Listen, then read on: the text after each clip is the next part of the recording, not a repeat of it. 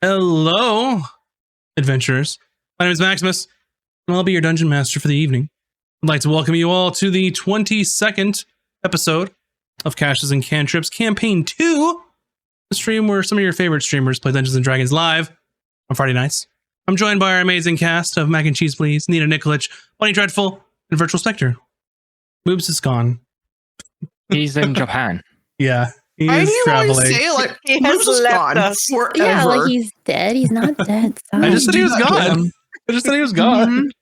That's the way you said it, Max. Yeah, it's not what I say, it's how I say It's it. not what you said, it's how you said it. Oh, geez. Anyway, thank you all so much for tuning in. Was that last week?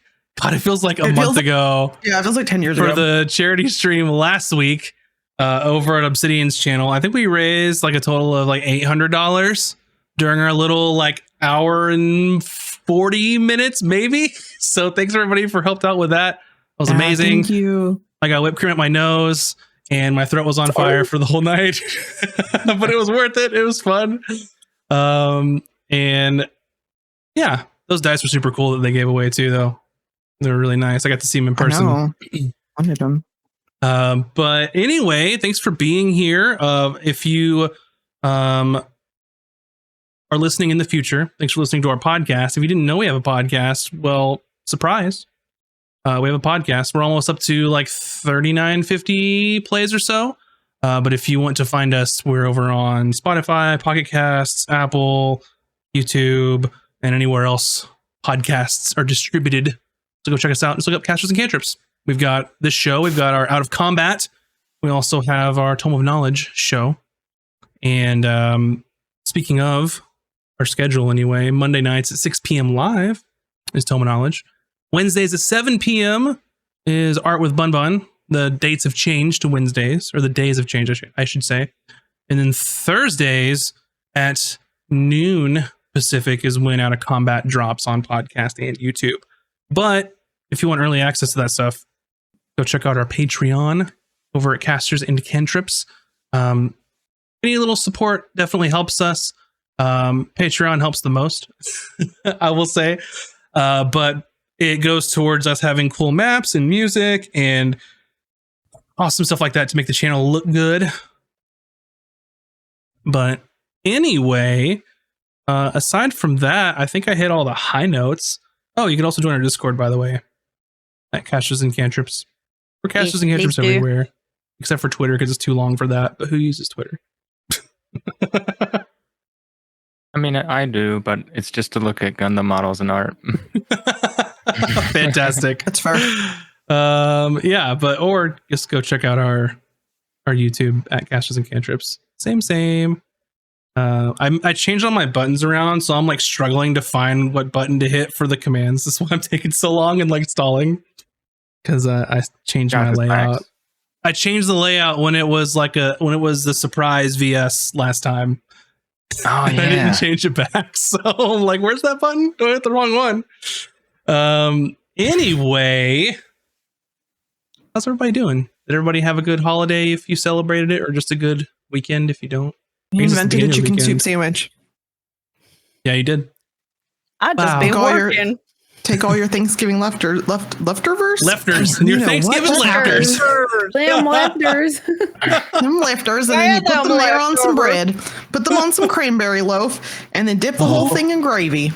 Ooh-wee. It's a chicken and turkey soup sandwich. Did your one-shot character make that? Yeah, she sure did. Well, she's less of a cook, but her mama does. Her mama owns the. They're famous for making onion whiskey. Sounds all terrible. Delish. Yeah, Acquired taste. That's terrible. Anyway, we have an extra supersized recap for last time because a lot of stuff happened that we need to. It's good. I need time to eat my sandwich. Refresh our memories. So, with that, we'll go ahead and get started for tonight's episode of Casters and Cantrips. Our story last left off with our adventurers waking up in Jacinda's home in the moonlit quarters of Escos They took some time to regain their strength after spending the entire evening dragging Hayden back to the city after being petrified by a basilisk. The group all agreed to go to the Twilight Sanctum that day, which was located in Lotus Heights. The plan was to speak with the Order of the Lotus Robes, which is the group that helped raise Azric, to see if they had any way to heal Hayden. When the party reached that district, they found entry was entirely blocked off by a combination of town guards and the Elysian Watch. A large crowd had formed and rumors were spreading like wildfire throughout the crowd. Emmy wild-shaped into a small squirrel to get a better vantage point to see what was going on. She found that all the streets were currently barricaded, and she realized that there was a lot of activity around the Lotus Luminarium, which was the museum of artifacts that some of the group had previously toured. The party rendezvoused with their dragonborn friend Zillajarn, and he informed them that something had been taken from the Luminarium, but he had no idea what. He said there were rooms inside of this Luminarium that were kept secret. These vaults were under the protection of the Elysian Watch and were said to be holding things that were not meant for anyone to have. Zillajarn had heard of rumors that the Divine Order of Conservancy had some sort of foothold somewhere in Escos and a base of operations of sorts, and he believed that they had something to do with the heist. With Zillajarn's help, the party were able to convince Watcher Nixara that they could assist with the investigation. She agreed that they could potentially help in this matter and escorted them to the Eventide Citadel, which was the home of the Elysian Watch. They all swore an oath of secrecy before entering, where they continued throughout the halls until they reached the center of the compound known as the Hall of Alicia. It was there that the party met High Warden Illyrion, otherwise known as the Dawn. During this meeting, the party learned that these rumored vaults were true. They held potentially dangerous artifacts from around the time of the catastrophe. The item stolen in particular, a small lockbox, was believed to hold artifacts that were directly involved in the catastrophe of the Broken Continent. This small chest was also believed to be magically sealed. The High Warden strongly believed that the Divine Order of Conservancy was involved in the theft, however, he had no proof. And the Elysian Watch opening a public investigation into the Order would definitely cause waves throughout the city-states. He also stated that he could not officially ask the group to take on this investigation, as it could be used to directly implicate the Watch. If the party were to get caught, the only choices the High Warden would have would be to do nothing and let them succumb to their fate, or to essentially start a war. The party agreed to take on this task in return for the Watch healing Hayden of his petrification. They were then escorted back to the Luminarium with the lone member of the Watch that would be overseeing the mission. The group was introduced to Watcher Kor, the half-orc paladin. After some introductions and pleasantries, per se, the investigation was underway. However, as the group was leaving the museum, something came over Azric. He became very weak, his vision blurred, and he was uncontrollably shivering. Azric's fears had become his reality. His ailments had returned, and he was rushed to the Twilight Sanctum into the hands of the Order of the Lotus Robes once again. As he laid in bed, being tended by these monks, he urged the party to continue the mission so that Hayden could be cured. And that is where we'll begin our adventure this evening. And you had all, I believe, had just stepped outside of the Twilight Sanctum.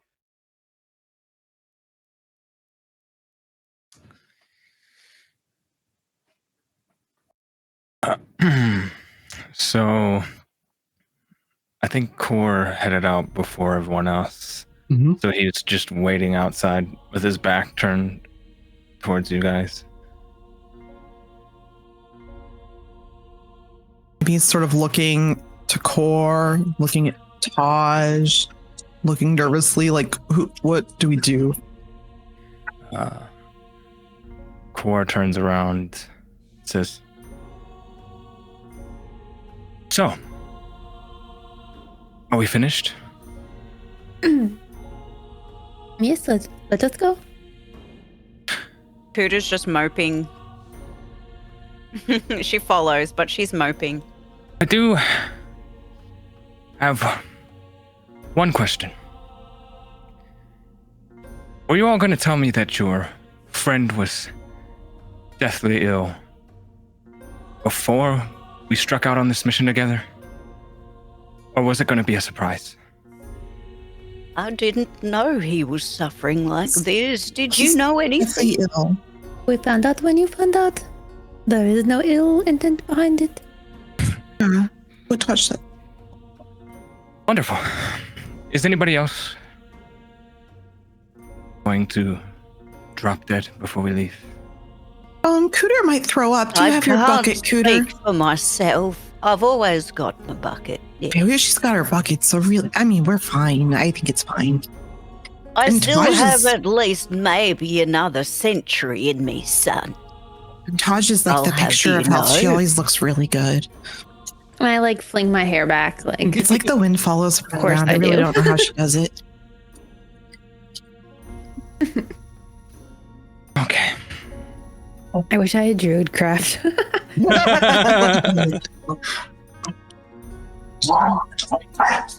I don't have it, or else I'd do it for you. One time, I was like, I could use gust or something, but you might. You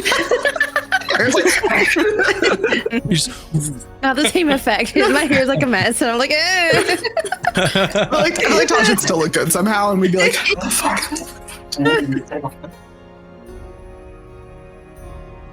If there's nothing else, I suggest we get to move on. Well, okay, but so like as you put Taj in charge, and that's fine. You can be in charge, but I feel like you need to well, when Azric's in charge, usually he'll say something like nice and inspiring and like make us all feel like we want to be in the group.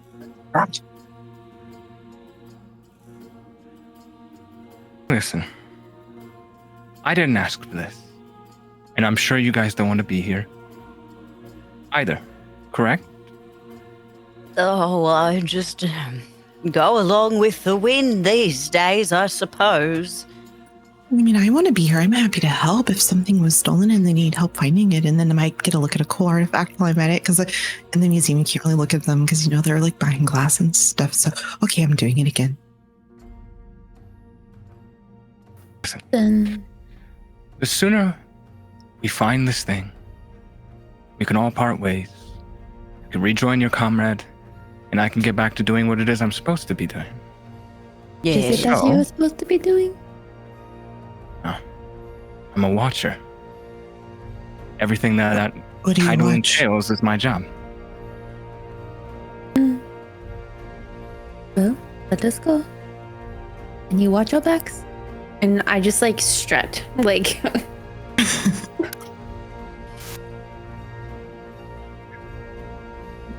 Is it like he's in charge, but we all know who's really in charge kind of thing? You're like, I'm going to let you like take the lead, but whatever. Love it.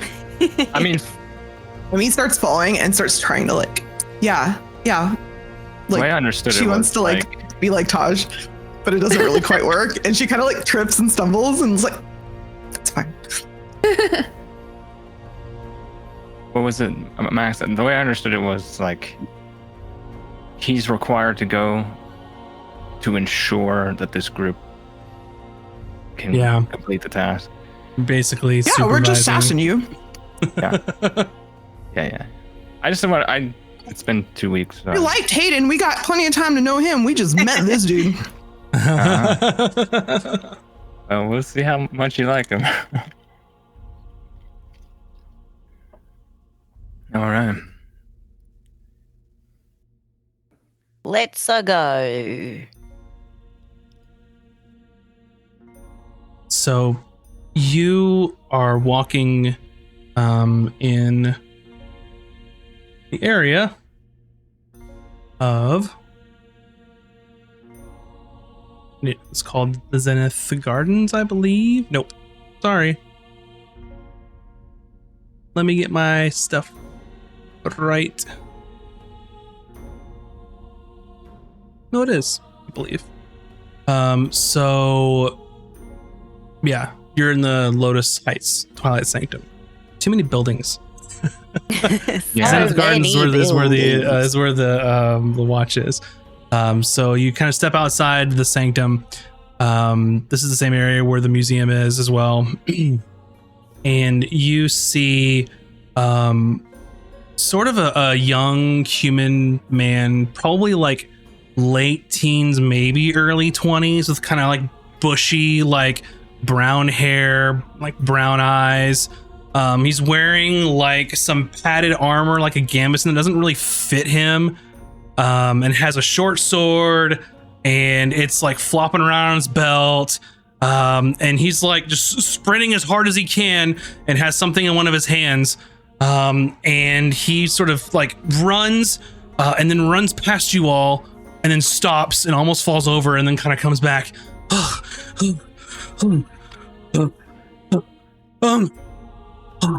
Sorry. Watch your. You're all right, lad. Yeah, I'll be okay. Watch your core. Initiate, Tobin. And he just like hands this piece of paper out to you. Okay, I'll just take it out of his hands. You were not impressed by the least. What a poor excuse of a member of the Elysium Watch.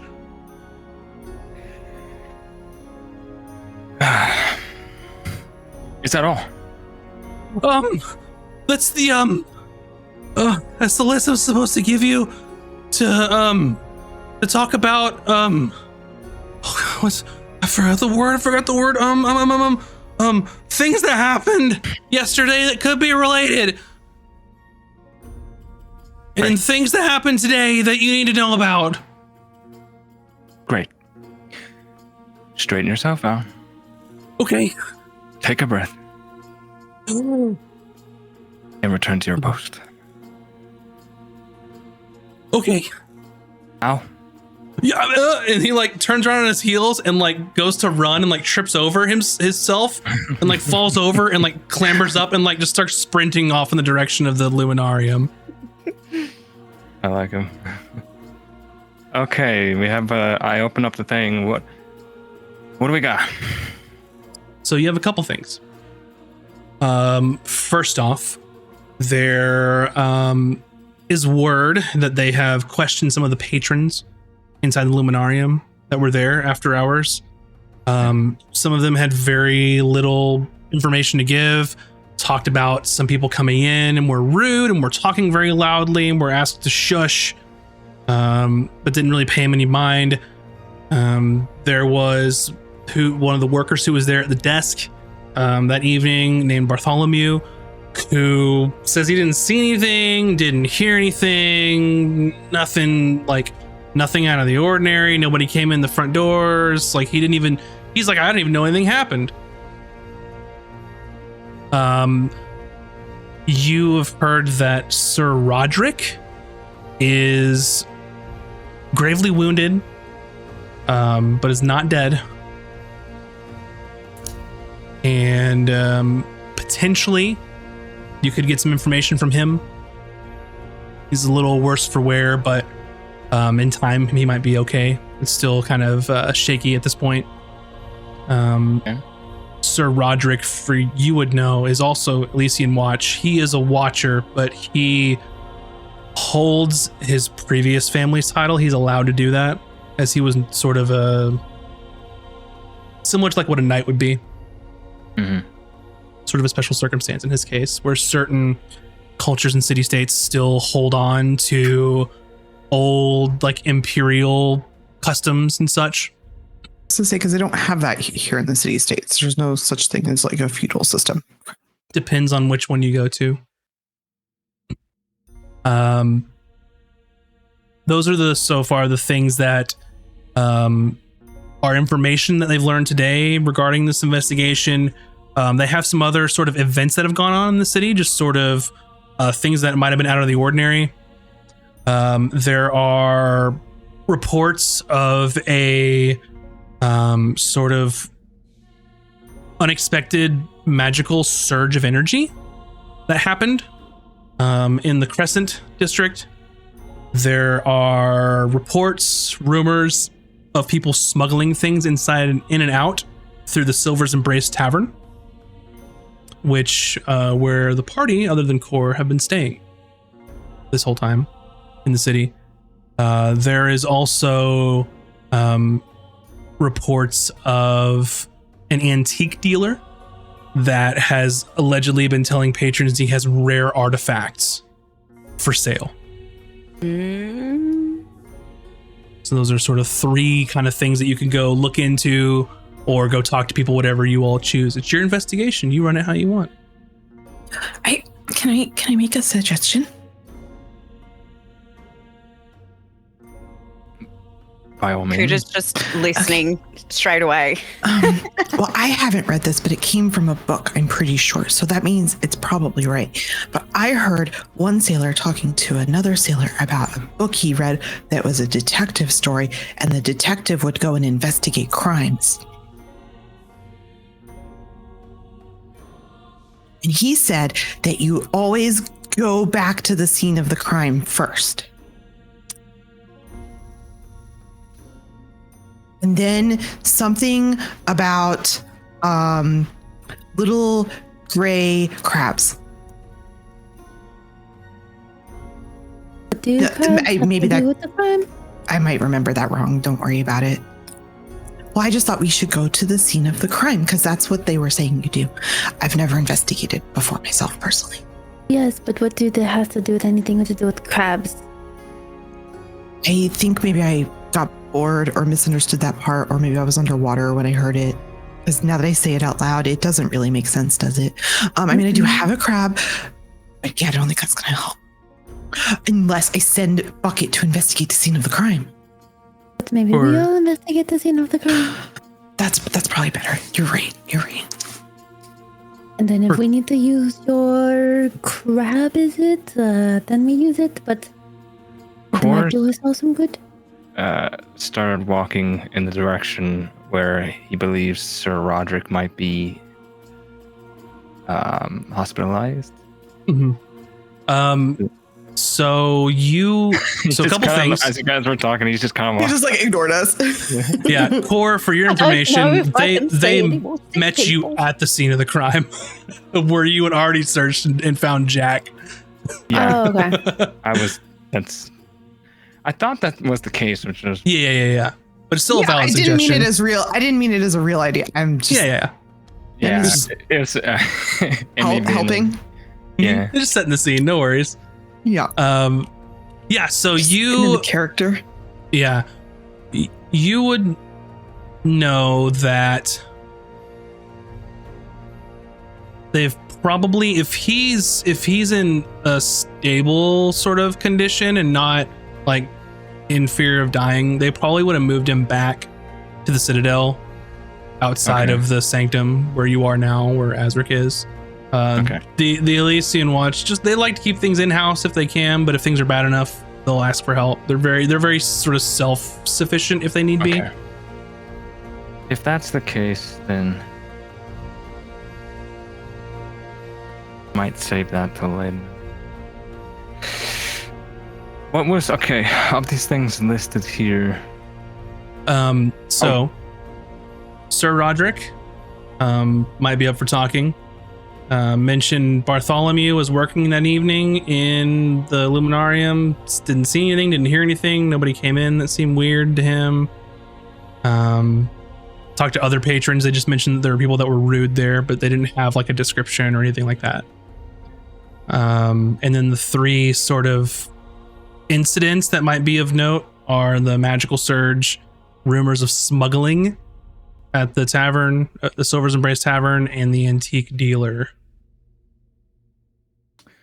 I guess from where we are now, we close-ish to the tavern. So you currently are in Lotus Heights. So it's probably equidistant to between the tavern. Tavern at sort the of the- harbor?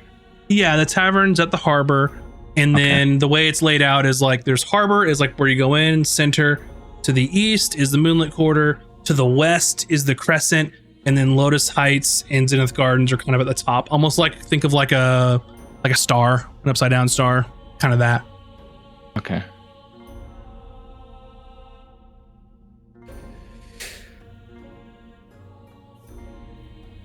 Well,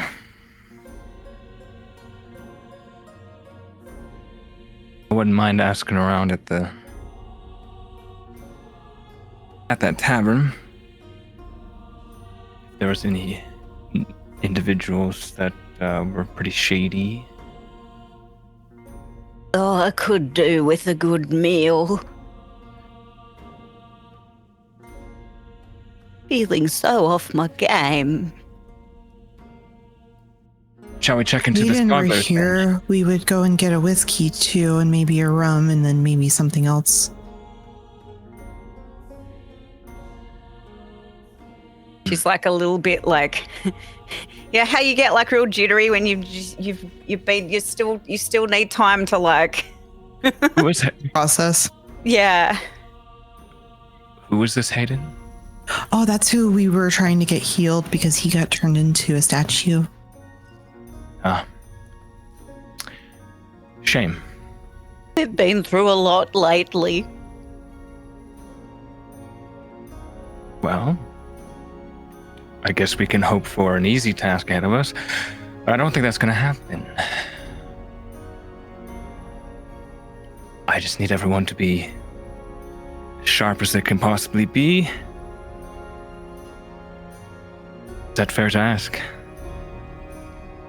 Yes, we'll go to the tavern. Okay. You can ask around. I'll just get myself some sustenance and a drink, and I'll be all right. I'll be all right. Yes. Just hold on to your bucket on the way there, and it'll be okay. You can lead the way. We're ready. Okay. I guess Cora will head in the direction of the tavern. Yeah. So you begin heading to the south to make your way out of Lotus Heights into Dusk Harbor. Then you can see that just in like any other day, there are like several ships docked coming in and out. This is kind of like the busy like import-export quarter where the party originally came in on their ship. Your ship's still there. The unfortunate, it's currently docked. People are coming on and off and working and doing stuff if you happen to see it or care. And the tavern that you all are staying in is just like right off the harbor. It was like the first one you came across. Okay, let's go find somewhere to sleep kind of thing. It's pretty busy. It's, let's say around lunchtime.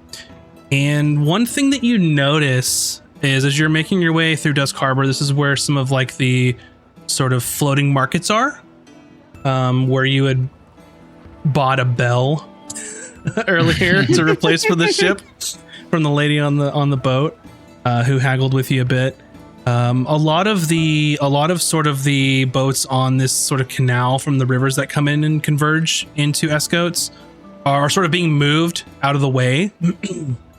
And you can see a lot of members of the clergy, Order of the Lotus Robes, are like preparing for something.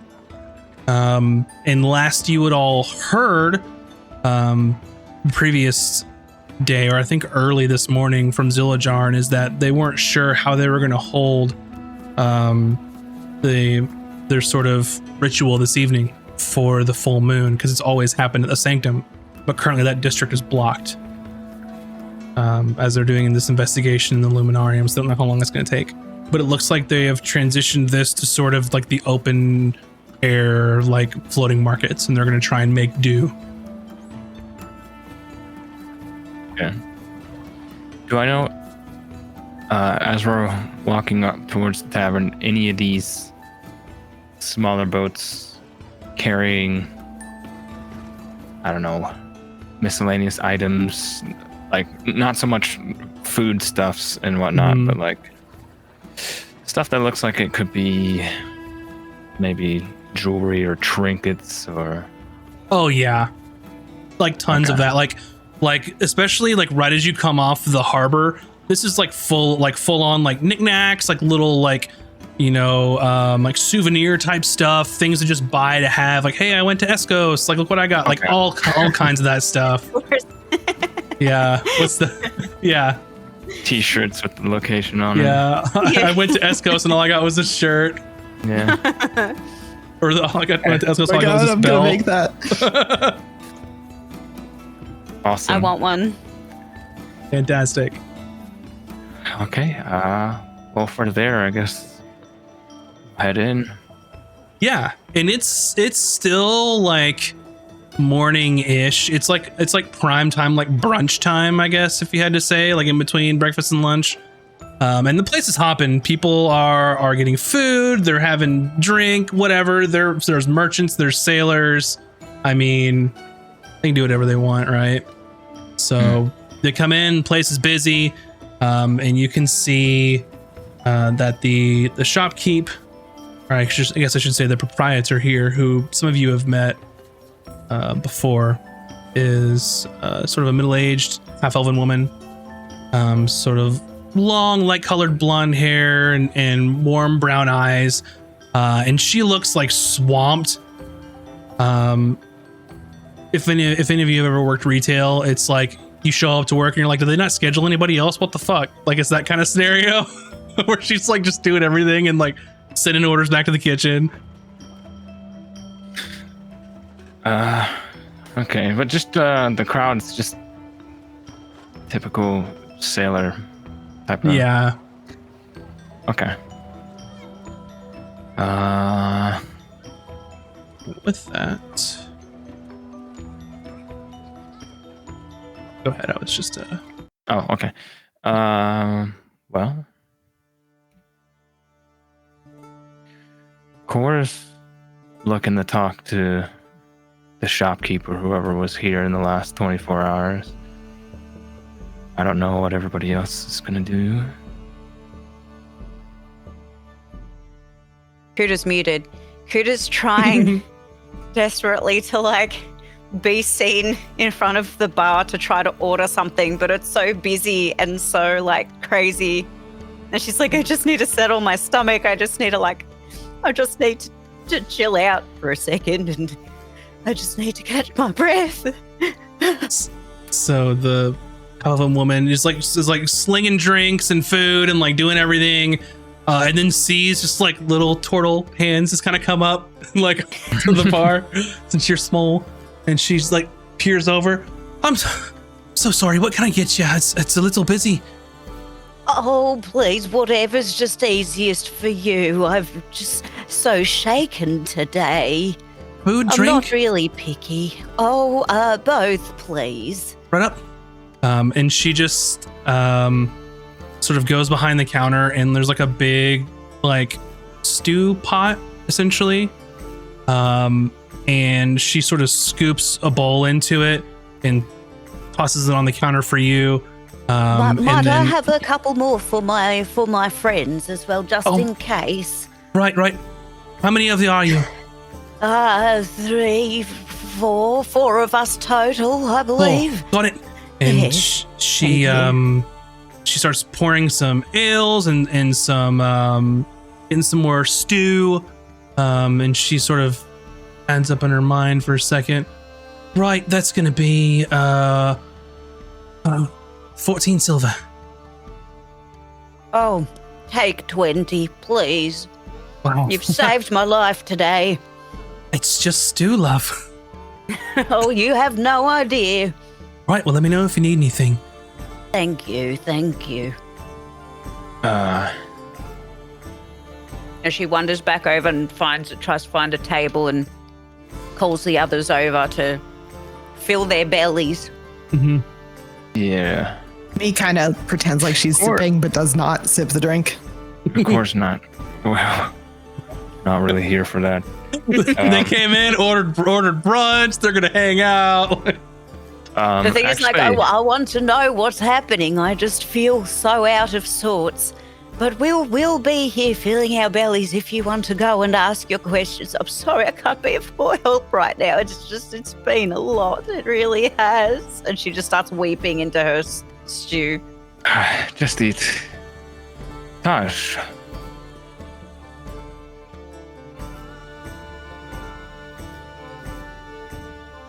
Taj. I want to do whatever you guys want to do. I'm going to question the shopkeep, and I'd like you to be there. And I like follow. I guess we'll approach back. You seem to be... You have a better head than your teammates right now. Rude. They don't always have their wits about them. This is true. I guess we'll approach the counter. Mm-hmm. And she's still as busy as ever. What can I get you? Well, no food or drink. Oh, But I need your assistance for a few moments. Well, I got food, I got drink. What else can I? And she looks over and then sees you. I guess the question is, while you're in the city, are you wearing your watcher garb, or are you wearing something a little more discreet at this stage of the investigation? At this stage, she's probably... I mean, he's probably got some sort of like cloak over his armor, but it's his good armor. Like, it's what he fights in, so he's got it underneath. But he just kind of, I don't know, I guess, pulls it aside so she can see. Yeah, she's like, I got food, I got drink. I'm sorry, Watcher. What can I do for you? I'm by myself here, and well, it's a bit nutty this morning. Well, hopefully this will only take a few minutes. Is there a place we can speak in private? Just a few minutes. Yeah, we can go in back.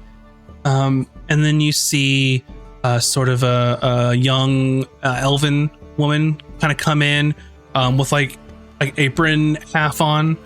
And she looks over. It's about damn time. Get your ass back here. It's like, sorry. And she puts the apron on, and you see her. She's starts casting a spell on the stew. And it looks like she's like touching it and kind of, and it seems to sort of come up to heat and boil a little bit as she does it. Taj, you would know this is prestidigitation. And so she's sitting up. She's like, "No, not the stew. You're in charge here for now." And her eyes kind of, and she just shakes her Emmy's head. not seeing this, but can I ask a question? Sure. Is prestidigitation, is that one of the magics that's like outlawed, like that would raise suspicion? It is arcane magic, but people are able to be registered arcane so she casters could just be like registered that have certain tasks that they're allowed to do and certain spells they're allowed to cast. This was a city state where like that wasn't very likely. That was the other one. Okay. Only Rosadon is not allowed at all. Thank you. Sorry, I just wanted to No make sure I worries. understood. And she sort of, all right, come on back up now that my help's here. She sort of like side eyes the young girl who's kind of just like standing behind the counter, and like 5 people are like trying to order at the same time. All right, come on back. And she leads you back, and then you go through sort of the kitchen. In the kitchen area, there's a human man who's like just trying to like make food as fast as possible, and he looks like he's overwhelmed. And she just kind of doesn't even pay attention and just goes back into like sort of a smallish office. There's like enough room for like a desk and maybe like 1 or 2 people to sit down aside from her. And she kind of takes a seat and she goes, come on in. What can I do for you? And She looks up and sees Taj following. Is she with? She's with me. Oh, all right. As I said, this will only take a few minutes, hopefully. To put it plainly, I'm in charge of an investigation. Mm-hmm. I will not give you any details, but word has spread that there has been potentially some strangers either in through here recently or in the harbor proper that could be potentially running illicit goods. Well, hold on here, Watcher. First off, most of my clientele is strangers. I'm in the Dusk Harbor. I can't tell who's doing what or what they're shipping and where they're coming from. Second of all, none of that's hey, all I do is serve drinks and food. I don't have no idea what you're talking about. But you might be around people and overhear conversations, no? Miss, does it look like I have time to listen to conversations? Did you see out there? But as you were delivering something, you might have overheard a piece of information that we need. I have no Keep in idea. mind, this is not. We're not here for you. We are not accusing you of anything. We simply need your help. I'm sorry, I have no idea what you're talking about. Yeah, But you have I'm not here even serving- heard what we are talking about, so how do you not know? Well, you're talking about illicit goods coming through my establishment, and that's categorically false. I'm sorry. But No, maybe you heard some people talk about something, maybe a recent thing that they got, like anything at all. And she's sort of looking between you all. It's like, you're gonna have to be a little more specific because there are merchants that come through here and they get things and take things and ship things all the time. I'm happy to help, but I mean, you start throwing around things about illicit goods and things I overhear, and I don't know how to take it, to be honest. Maybe somebody took something from a recent job or something that they're bragging about. I don't know anything about that. Can I see if she's being honest? Yeah, make an insight roll. I totally have my dice on me right now. Yeah.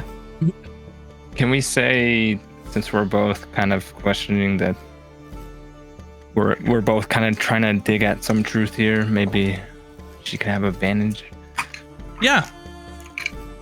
You are trained in insight, so you can give her advantage.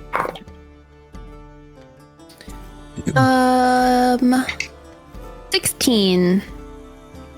So, when you were speaking with her, you know that as soon as you brought up like illicit goods, she just like shut down and is like not talking anymore, not gonna like implicate anybody. And she's just like, oh, you said illegal. Sorry. It's basically like the fantasy version of like, oh, my lawyer. Sorry. Like kind of thing.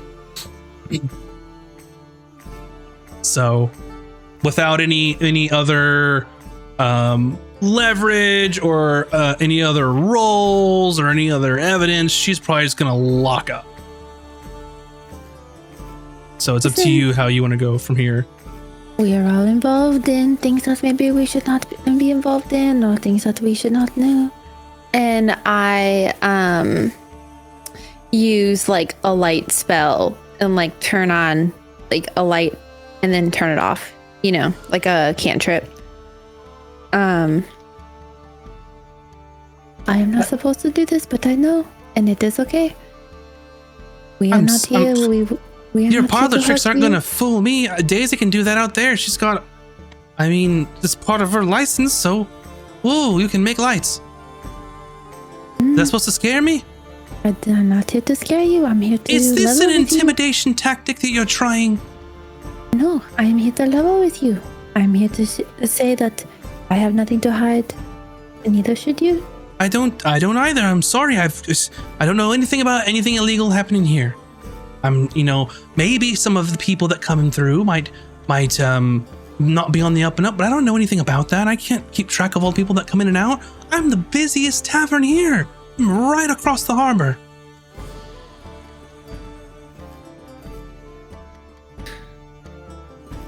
Well,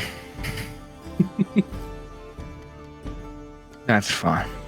He's clamming up unless you all have some sort of like an ability or some sort of skill that you want to try to get her to open up. I do have Zone of Truth, but It's up to you all. I didn't just really giving you come the here facts. to. I mean, if this is our person that's going to tell something, you might as well, because like you said a word that she's just not going to talk to us. So like Yeah. we're getting nowhere. So Yeah. it's like you do it or you don't, or we Yeah, don't find it. Like defensive. it's like if you don't do it, we leave. Yeah, she got defensive real quick, and I don't know why. So, I'm gonna be honest. We came here with no intention of arresting anyone or even accusing anyone of anything. However, this is a very important investigation, and I don't appreciate having my time wasted. So, if you would remain seated, we'll ask a few more questions. This is your last opportunity to share free will. But how do I, let me see, do I have my, I'm trying to remember what I picked. Okay, it's an amulet. And you see Kor grasp his amulet, says a few words, and then with his finger traces kind of around her and on the floor. And what is it? I don't know spells. It's a 15-foot radius sphere, Zone of Truth. Oh, sphere. Basically, it's just a circle on the floor around her, faintly glows. All right. No. I'd appreciate it. For just be cordial with me. Be helpful. We have reasonable suspicion that within the past 24 hours at least, if not longer, strangers coming through, trying to hawk illicit goods. This place was named in particular. Have you heard anyone speak of this? Or have you seen anyone of note that looks particularly shady that you might be able to describe to us? You would know that she failed her saving throw since you cast the spell. Mm-hmm. And she just is like, and it looks like she's going to do the same old she's been doing. And she goes, look, like I said before, people are smuggling things here. And looks surprised at what came out of her mouth.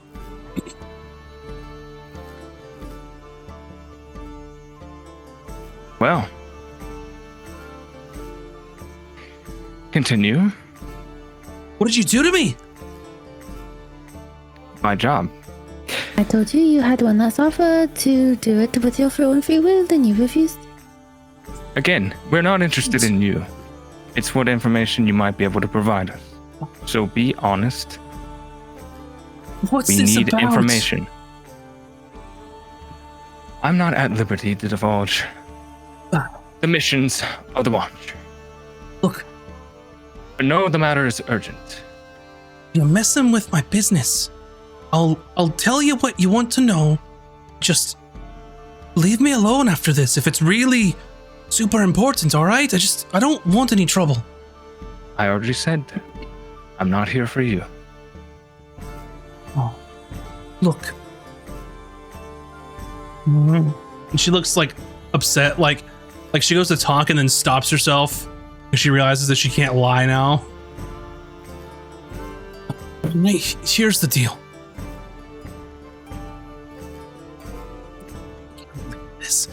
If this gets out, it's gonna ruin me. We will not tell anybody that it came from you, and we will not share But those that do not need to be shared with. The whiskey that I sell here, it's not local. I import it. It's too expensive to source locally. Don't care about your whiskey. I smuggle it in from the Gilded Atoll. I smuggle it so I don't have to pay the import tax. And yeah, I have people that come in at night wearing cloaks and hoods because I don't want people to know, because I don't want to get in trouble, which it appears like I already am. And I don't know who said anything, but that's it. All right, I import my whiskey. It's not local. I'm sorry. This is not about your whiskey. That's the only smuggling going on here. It is not about what is happening here. It is about maybe something that you have heard of others. You're aware of my station, are you not? I'm very aware, Watcher. And do you think the Watch would waste time sending someone like me to investigate illegal booze? I don't know what's on your schedule. I'm just telling you, the only kind of smuggling happening here is what I described. Everything else on the up and up, besides not paying the import tax, but that's part of the smuggling, so I kind of put it as one package.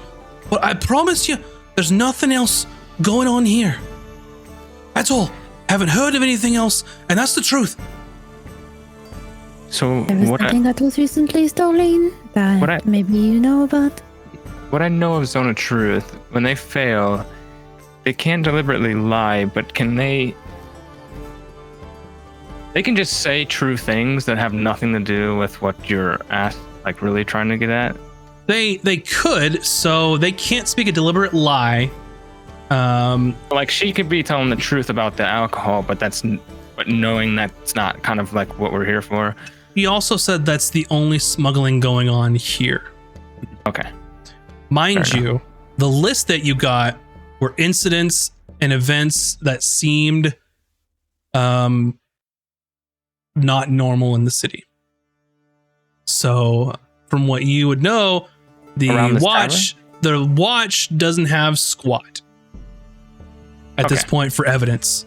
So they are talking to everyone that was in the town from the previous night that was a visitor, and this list that was sent to you is just like stuff that happened.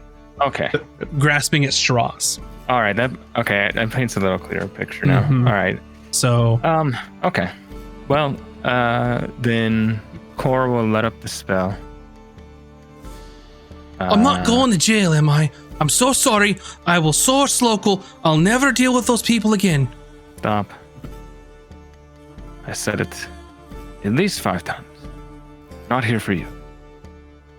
Okay. But it's kind of bad that we do know something is up here, so I'm willing to turn a blind eye if you really tighten down your operation. Of course, 100%. Better get back to the kitchen. Oh, well, luckily. Never mind. Thank you for your help. She opens the door and just like storms out. Doesn't see you out. Just gets back out in front. So while that's going on, Cooter and I should say does Emmy or does Core and Taj have anything they want to discuss before we switch over to what Emmy and Cooter are doing during that time? I was gonna say something, but she already left, so it doesn't matter now. So you can say it. You can say that she's gonna storm out. I was gonna, because she stopped herself from saying something, and I was gonna ask her, like, no, go on. What were you gonna say?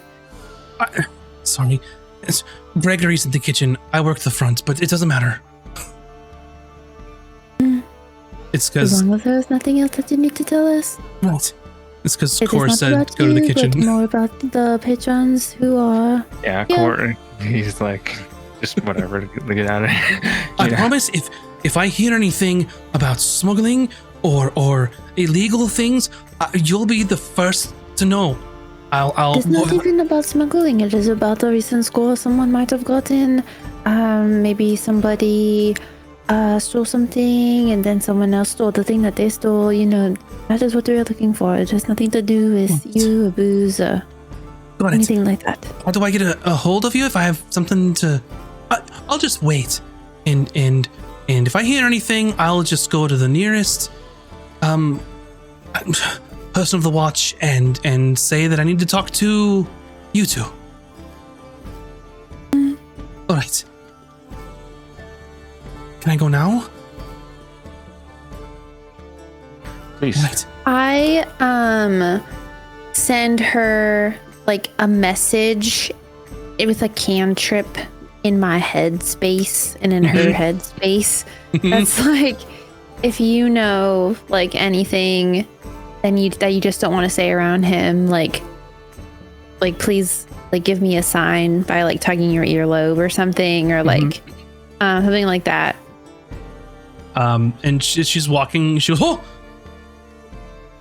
and she just like walks slowly, and she goes, hello.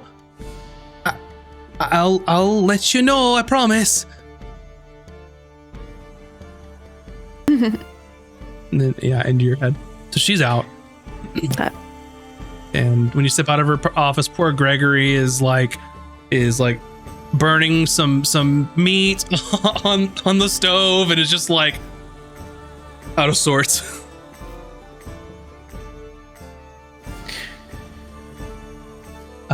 So now we'll go back to Cooter and Emmy. Cooter, you were frying into your stew, and Emmy was kind of sitting there with you. Is there anything you want to discuss before they get back? Oh, I think I'm feeling a little better. I just needed a. It's been a while since we got to just kind of sit down for a moment and have some good food. So, how are you feeling, dear? Are you okay? Okay, yeah, I'm fine. I'm just so we have to find this thing, because that's how we're gonna get Hayden back, and then Hayden will know how to fix Adric. So we have to do this. We have to do this thing, Cooter. So okay, Yes, so we came here. yes, we came here do. because we're gonna talk to people. What am I supposed to be doing? I mean, he's like scooted her drink towards Cooter, like, here, you can have this. She goes and starts sipping. Sweetheart, Taj and Cor have gone to interview some people here. People. So maybe So we think somebody here might like know something. Oh, maybe. I mean, anyone anywhere could know things, but I'm really good at this. Well, okay, when I say I'm really good at this, I don't mean I'm really good at this. I mean Bucket's really good at this. Not your Bucket, my Bucket. Okay, and I'm gonna pull Bucket out of my pocket. Can we see anyone in the immediate vicinity that might look suspicious? The bar is full of like merchants and like sailors and just like travelers. So up to you what you would consider suspicious. Yeah. Yeah, it's a mixed bag. Perhaps, what do you think Bucket might be able to pick up some information? He's really good at listening. Well, I'm really good at listening through him because, okay, so you know how I said that I stowed away on a boat to like come to land? Yeah. Okay, so that wasn't my first time going up onto a boat. So I like to go up on boats like at night and listen to the sailors talk. And that's how I found out a lot about people on the surface, because I didn't really know anything otherwise, you know? So pretty much everything I know about surface people is from like sailors at sea, which probably explains why there's a lot of things I seem to not know now that I think about it. Anyways, so I'm going to send Bucket to just like scuttle around, and then we will listen to what he hears and see if anybody says anything. One moment before to hold that thought. Okay, I'm holding it. Cooter's just gonna do a quick scan of the room and see if she can see anyone who's acting a bit like Shady. They're more kind of like hunching over, whispering to each other rather than like, how most people in the tower, they're like jolly, they're having their food, they're yelling, they're talking, they're doing whatever. And then there's like the people who are trying to be really nondescript, which you don't see unless you're actually looking for them. She's going to keep an eye out for people like that.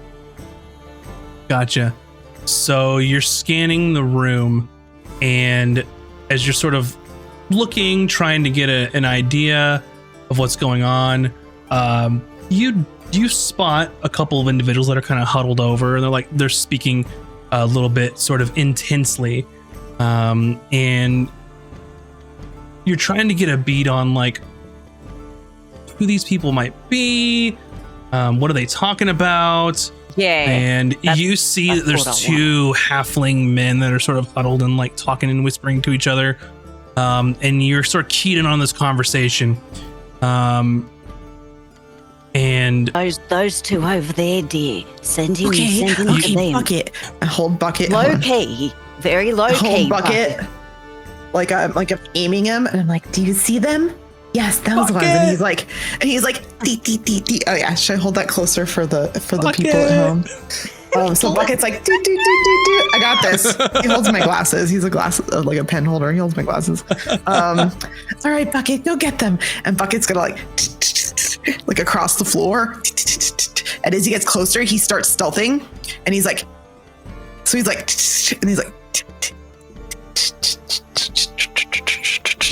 like scuttling, and he's gonna go and try to hide like under the tables and listen to people. And I'm gonna use. Hold on, let me see if this has a somatic. I mean a verbal. Sure what doesn't. Are you doing? No verbal. I'm gonna cast Beast Sense. So I'm gonna pretend to fall out of my chair so I can do like a whoa and cast a Beast Sense, and then I'm gonna actually fall out of my chair. So then people end up believing it because it's me. So. What does Beast Sense do? I can see and hear what it hears. Oh, you can do that with Find Familiar anyway. You can see through your familiar. Kidding. I forgot he's not even a real animal. He's my familiar. I thought he was my pet. Just kidding. I don't waste a spell slot. Okay. Just kidding. I'm not a hunter. Just kidding. So you're seeing through Bucket's eyes, and Emmy. I think you've described this before. How you look? Does it look like you're like warging out, like Game of Thrones style kind of situation, or? Yeah, I kind of like, and then my eyes kind of like roll back a little bit. And Kuda's just like, oh, don't worry, she'll be right in a moment. Sometimes she just, because there are some obviously people like, oh my gosh, she just fell. Is she okay? Like, what's going on? And Kuda's just like, oh, I did trip and fall, and then as I tripped, but I didn't have to cast a spell. So someone's I didn't like, have to do the fake fall. She So I can't just hold her actually liquor. fell. And someone else is like, no, why it do does these people this come through? sometimes, but it's like you're having a seizure or something, though, right? Because your eyes are like that, but that's fun. I'm on the ground. Yeah, it's like she's drunk and having a seizure, and you're just like, oh, she's fine. Yeah, don't worry. I've got this. It's all right. I'll just hold her hand. She'll be okay soon. No problem. Go on with what you were doing. No worries. And as you're looking through Bucket's eyes, you're kind of creeping close to the table that Cooter was kind of pointing out to you for these shady individuals. And I'm going to be describing stuff for Cooter too, so it's like she's there seeing it. So you see, he's going to be like telling her what's happening. Two halfling men, sort of plainly dressed. One of them has like a sandy blonde hair. The other has like a light brown hair. They look kind of similar. They like could be related. Maybe you're not sure. And they're sort of talking into a low voice.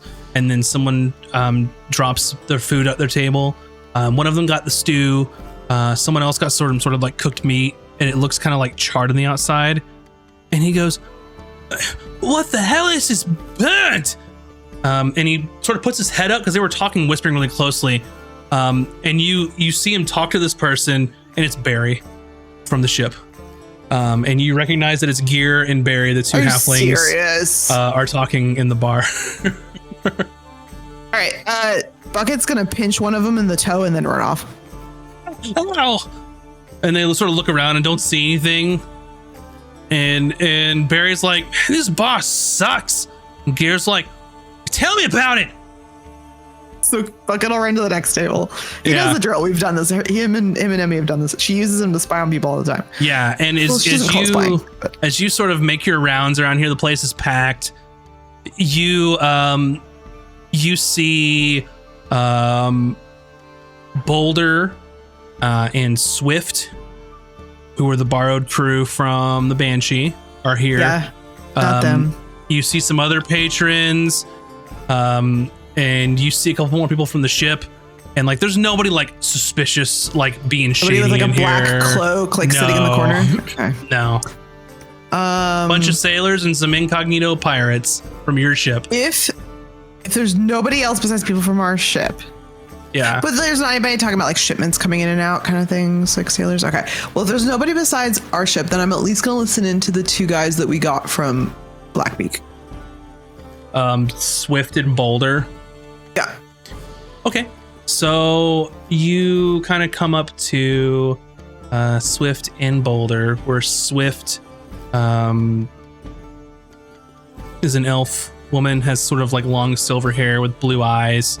Looks very like agile, almost like an acrobat. And then Boulder is a half orc who's got a big hulking dude. And they're just kind of like chit chatting, talking about like how long are we going to be here? Like, why aren't we doing anything? Like, we've been taking care of the ship, getting supplies. Now we're just drinking all day, which they have no problem with. It's kind of like just normal banter, nothing like weird going on. All right, well, I'll pinch one of them in the toe too, and then scurry on my way. Yeah, when you pinch Boulder, and he's like, oh, what the hell? And he sort of looks around, and doesn't see, and like sees like the next closest person to him, and stands up. He goes, "What'd you do that for?" And gets in their face, and it's this human man who's got like this really long, like blonde hair and like a little mustache and like pointy goatee. He's like, "I didn't do anything at all. I have no idea what you're talking about." And he's like, "Don't do it again." And he like shoves him. And then like the bar kind of stops, and everyone like turns to look. Like you hear like the chairs like scooching. And he just starts to look around. He's like, I'm sorry. It will never happen again. It better not." And he sits back down and just like poof, back into the bench. Okay. And he's like, and then scoops bucket, scurries back, and she scoops bucket up and puts him back in her pocket. Mm-hmm. Well, that wasn't really as useful as it usually is. Well, to be fair, it's usually about that useful, but every now and then you get something really good. What? Oh dear. I guess we better wait for our friends to There's come nobody back. here that knows anything because pretty much everyone here is from our crew, and we know they didn't steal it. Well, do you think they stole it? I guess we never know. Oh gosh. Anyways, that's probably what we're just saying when they come back. Yeah, Like, and about that time, Kor and Taj, they come back out of the back and rejoin you all. How did you go? It was a complete waste of time. Same here. The only Well, thing not that- for me. I feel much better now, a little bit more sharp. I can be of use to you. The only thing that we might have learned, or maybe a next place to check, is the Guild of the Adult. Oh, yes, definitely. Well, shall we? Do we know what was stolen? Yes, you were in the big meeting room where Watcher Nixara and the Dawn were talking about that it was some sort of like smallish like lockbox chest type scenario that was in a vault that was believed to have been possibly around the time or could have been instrumental to the catastrophe. But you don't know what was in it. Yeah, what's in the Yeah, we box don't is know the what current was Never question. been opened, yeah. That is the Well, question. It's Is there magically a way sealed. that we could find out what was in the box so we know what they stole, so we'd know maybe why they stole it? Do you think that guy that you hate would know, Cooter?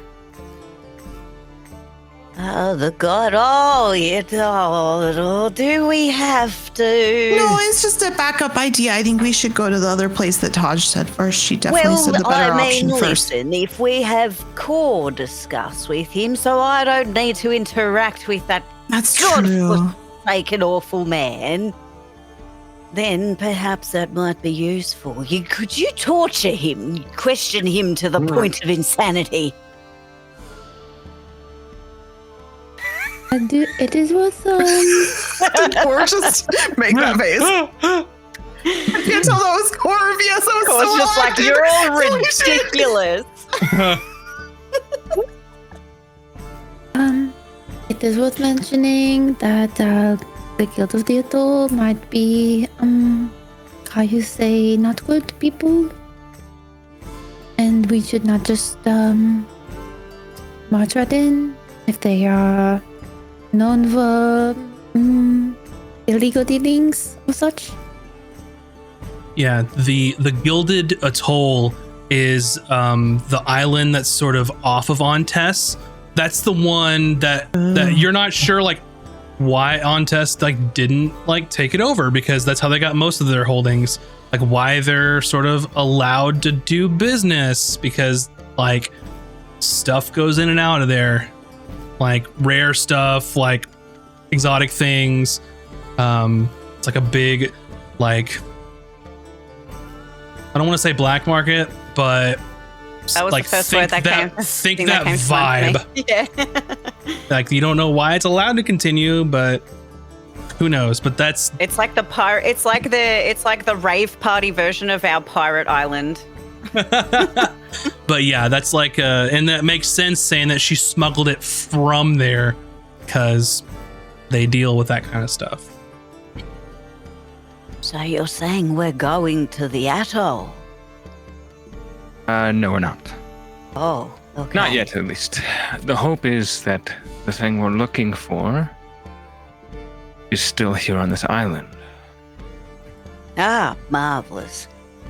It only just happened. Where next then? Well, seeing as this was a dead end, let me bring back my notes that I was taking. But we're not ruling out that island yet. It's just the hope is it's still here. We have okay. There's been reports of unexpected magical surge things in the Crescent District. Oh, interesting. Yes, let's go. I'm not Great. sure how much that has to do with this, but Unexplained phenomena is my specialty. okay. Cooter's like, UFO, let's go. Should we head in that direction then? I mean, why not? It sounds like anything going odd and funky around here was always something in common with whatever other odd and funky is going on too. Wait, before we leave, you mentioned something about antique dealers. There's With rare another artifacts. potential lead that you had gotten, that there is an antique dealer who's also in the Crescent that has been telling patrons that he has rare artifacts. Oh, they're For at the sale. same place, Same district. same district. Okay, so yeah, we have two potential leads in one place. So if you're all finished eating, I suggest we Oh, move. yes. Yes, I am. I'm We're ready on a to bit go. of a time crunch. I don't think I need to explain why. No, not at all. Let's go. Let's go. Okay, to the Crescent District. Yeah. Crescent District is like industry, is what you are basically looking at in this area. So think like all of like the crafters, like the smiths, like masons, like any like sort of artisan is going to be in this district. So you're going just to the west of where you are now. And you were there. It's sort of busy. There's people that have sort of shops out front. So like if someone's like a smith, they have like their forge in the back, and then out front is they've got like a storefront kind of thing. So you were there in the district. And it's busy, people working, people hauling stuff back and forth.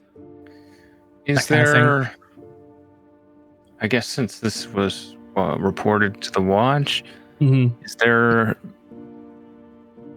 a general area of this district where these reports came from? Yes, so it would be more to the southern end of the district, where it would Southern. lead you to. Well, if these notes are anything to go by, we should be able to gather some information that way. All right. And I guess we'll maybe stop at any antique shops that we might see along the way. Is there any shops you said? Or anybody that looks like they might be selling antique wares, or if we see them on the way, then yeah, that's going to be further in. So you'll hit this area first. Okay. So you're sort of looking around the southern area. People are just kind of working, doing their thing. Every place seems busy, other than sort of one shop here. Like there's not like an open forge or anything. It's sort of like a building with like a front door. But you notice that like there's like singe marks outside the building. Like something may have been burned or something like that. And people just aren't going in. The door looks like it had been like refitted, but isn't like quite the same on the hinges. So it's kind of like leaning a little bit.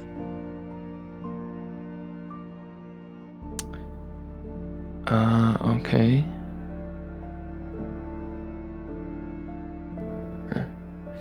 Okay. So there's no would Core be able to get the sense that these might be markings left behind by a spell of some kind, like a Make an arcana roll or something? I don't know if he's really a Can magic. I Anybody? check that? Yeah, go for it. What are we rolling for? I am Is it just a detecting straight the roll? magics. Arcana, I think. Yeah, trying to figure out what these marks are. I got a 10. Oh, I got a nat 20, so 26. I got a 21. Ooh. So Core, being the more sort of divine caster, looks at this and is like, "Yep, something burned."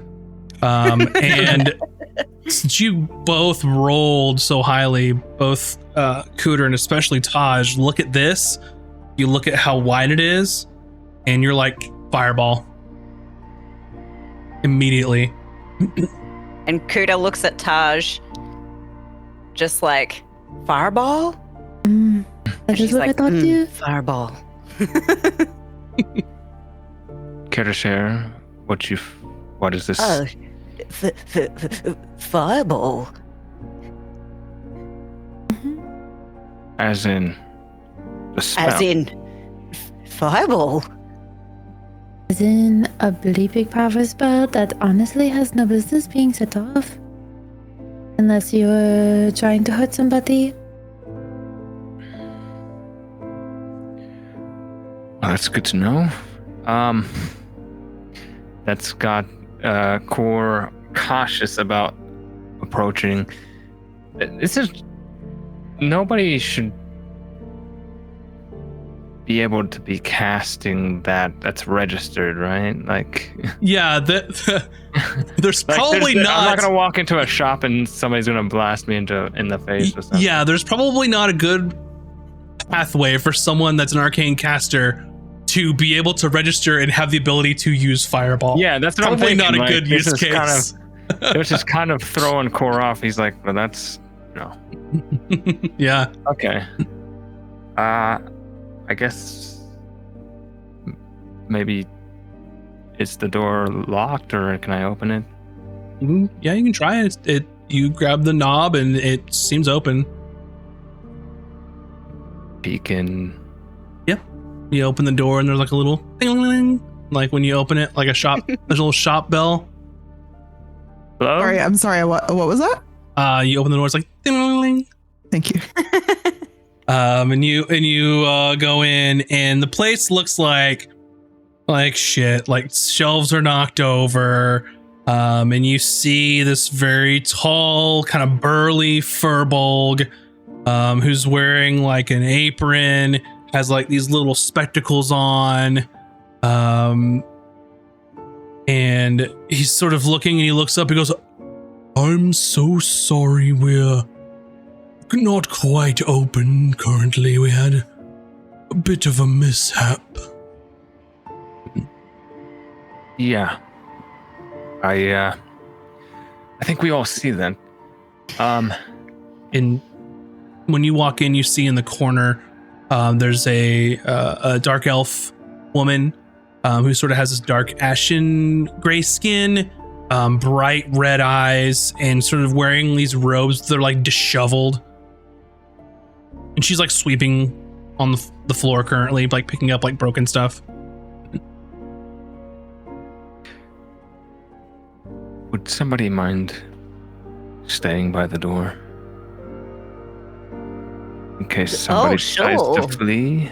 You know, I kind of want a bit of fresh air anyway. Well, you don't Kuda have with to- her don't- amazing with Cooter. perception. You don't have to go outside. We'll watch the door, and I'm gonna like take Hooter's hand and. I perceive it's Okay. safe. Yeah. Okay, Cooter. How much did you drink at the tavern? Doing my job. How much did I drink at the tavern? I will approach the gentleman. She drank. She's a little party grandma this morning. Yeah, she's tipsy. She took brunch a little too seriously. She does have like +5 constitution, so Mm-hmm.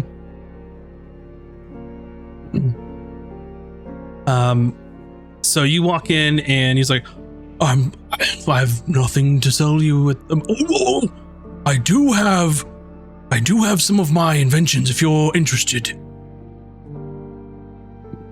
Sorry, Not quite. what was the question?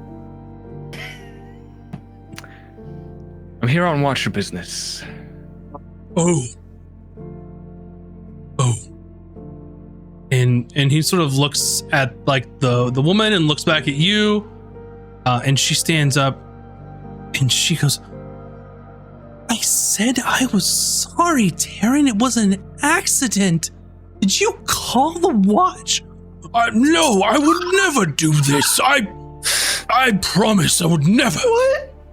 I like put my hand on Core as like, just stop everything you're doing ever. And I'm like, I like look at the couple and I'm like, it is not about that. I don't know what you're talking about, but we just want to know about the singe marks outside your door. Ignore that he is from the Watcher. He does not really matter here. He is not important. Excuse me. I said what I said. And And then she like comes go up. on, like listen. She comes up to you and she goes, listen, I did everything right. I am registered. I'm allowed to do things. I'm allowed to help Mr. Taryn. Does not matter about that. I like take her hands and I'm like, that is okay. It does not matter. She kind of looks at you and whispers. She goes,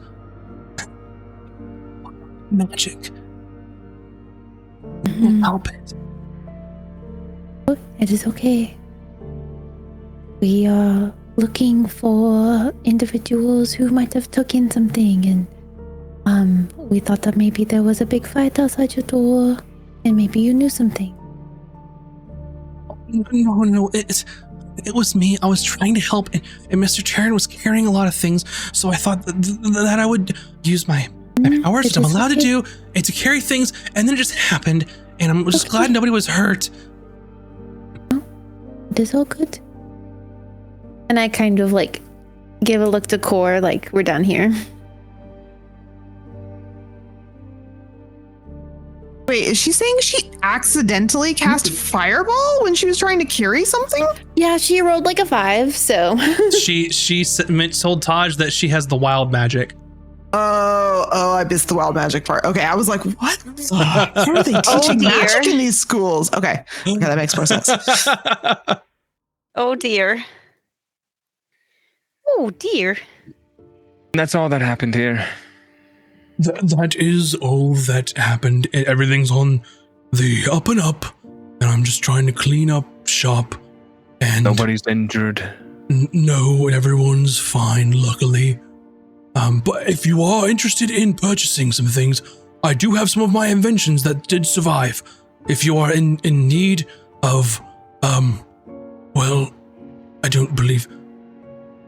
No, none of you have mustaches, so that will not benefit you.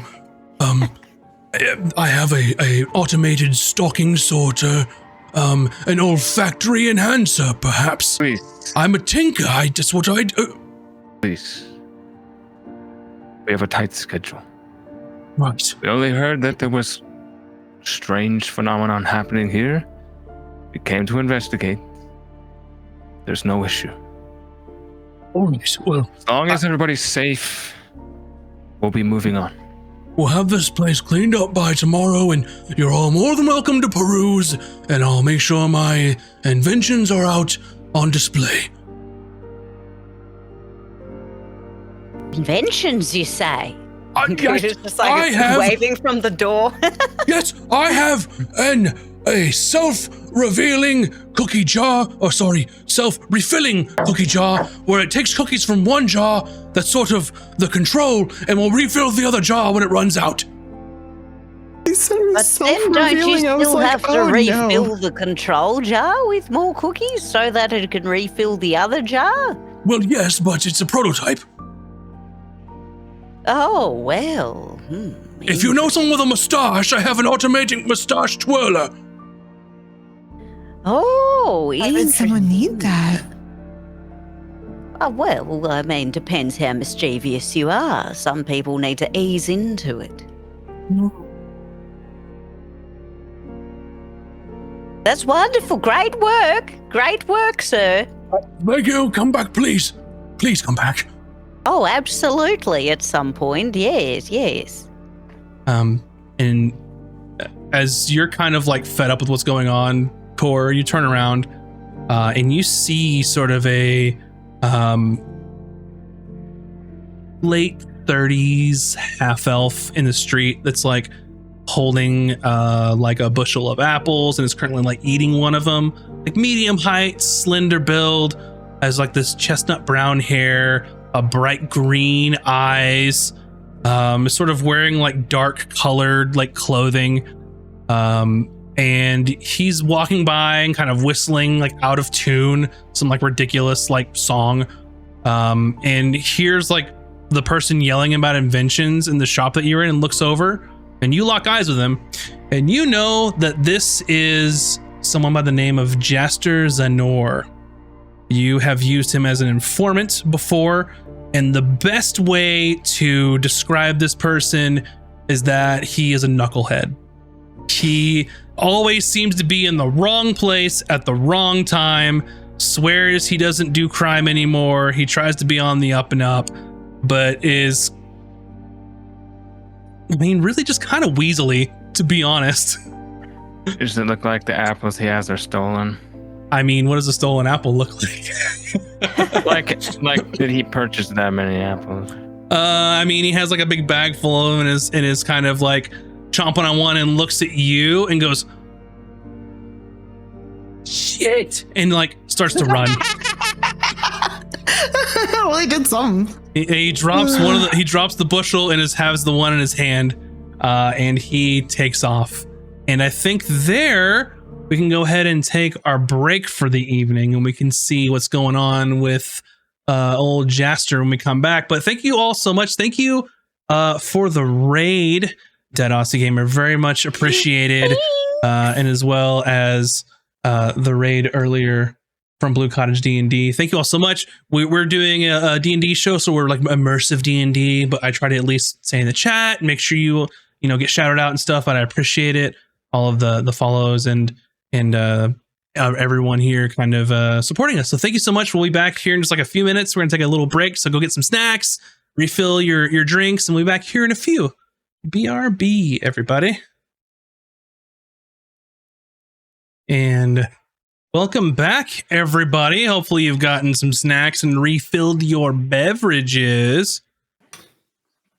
Where we left off is they had just finished investigating the local tinkerer for the spontaneous magical surge in the area. And Core just saw someone he's familiar with see him and run away. So, Guys. that's where we will pick right up.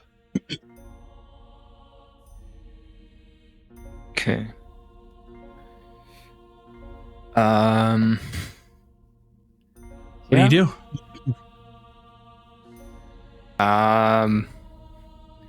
Yeah, I kind of want to talk to him, so I guess we'll chase him down. Alrighty.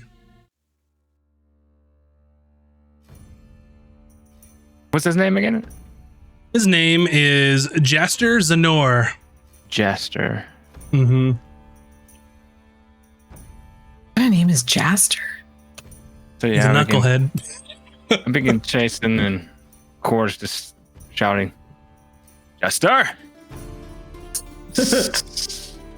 Let's do a little miniature skill challenge for Core. Oh, okay. Since All you've by taken myself? off. We'll let everyone Are else we come helping in. him or no? You can in a second. First round will just be Core. You let me know what you want to use, and he's gonna try and escape. He's taking off down the street, basically. Well, okay, let me see what Core has. This will also be an easy skill challenge, by the way. So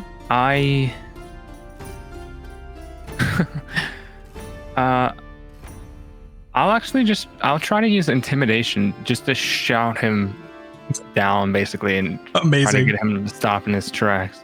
Alrighty, go for it. Roll intimidation. Because I have surprisingly good intimidation. 18. Alrighty. He turns back. What do you shout at him?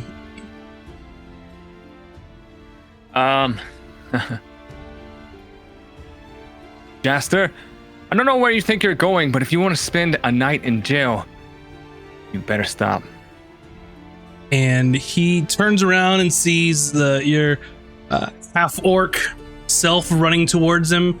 And he turns and looks to you, and then goes to turn around and like knocks over a bunch of like baskets out front of someone's shop that they probably spent like all day weaving, and like takes them out and falls over and scrambles back up. And then I'll ask if Cooter or Emmy or Taj, if they're participating in said chase. Oh, yeah, he's in charge, so I'm helping. I'm gonna turn into a something fast. No, that might scare people. When my character a sheet horse. responds, I'll let you know. Okay, you're a horse. I'll stall for time. I'm gonna turn into a horse, and but it looks like a horse, but like it kind of looks like instead of hair, the horse has almost like jellyfishy parts or something. It's like not quite right. It's a seahorse. It's a seahorse, and it's got kind of like a greenish tinge to its fur. Anyways, the horse is gonna go, "Arr!" And then I'm gonna run up to Core to be like, "Get on!" But I can't talk, so I'm just like. "Arr!" While So all there's that's no- happening, Kuda casts Expeditious Retreat and zooms after this man. Okay. I'm gonna call. I'll call yours a success, Cooter.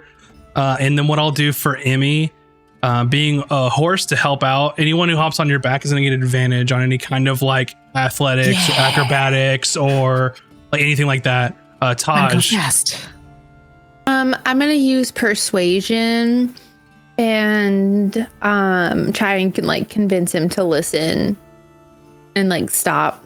Go for it. Do I know this guy's name? Did the dude say his name? You I've heard shouted Core it. say Jaster. Jasta, you do not want to do this. I promise you, where you might go is not where you want to be. But if you stop and listen to us, we just want to talk. Mm-hmm.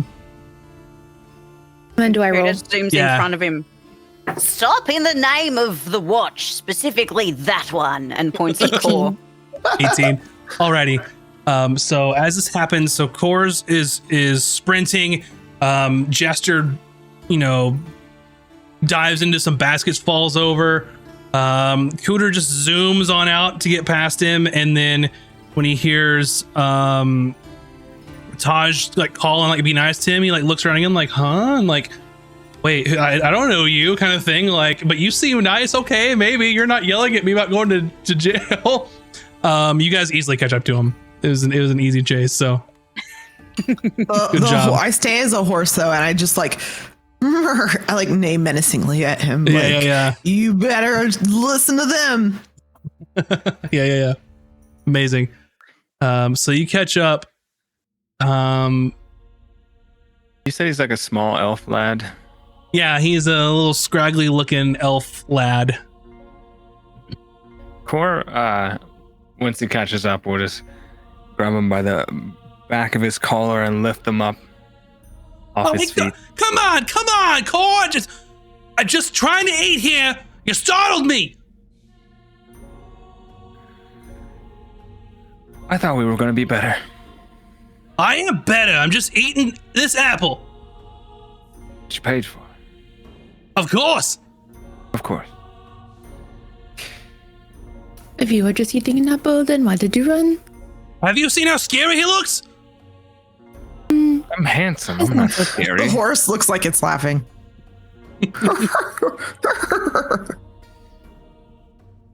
This man is terrifying. I don't know. Ladies, am I terrifying? He's but the You're teddy just bear. like, I like pinch his cheek. Core's not a bad looking half orc. I'm just gonna tell you. He's just anyway.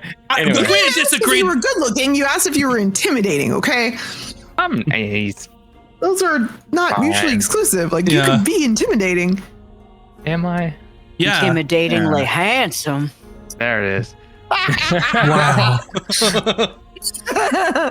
He's like, all right, agree to disagree. Look, I'll set him back on his feet and kind of like dust off his shoulder. thank you. Well, got any news for me? I know you've been around. I mean, of course Yeah, I'm you can help around. me I out. live here. What do you want from me, Core? You just can't say tell me things.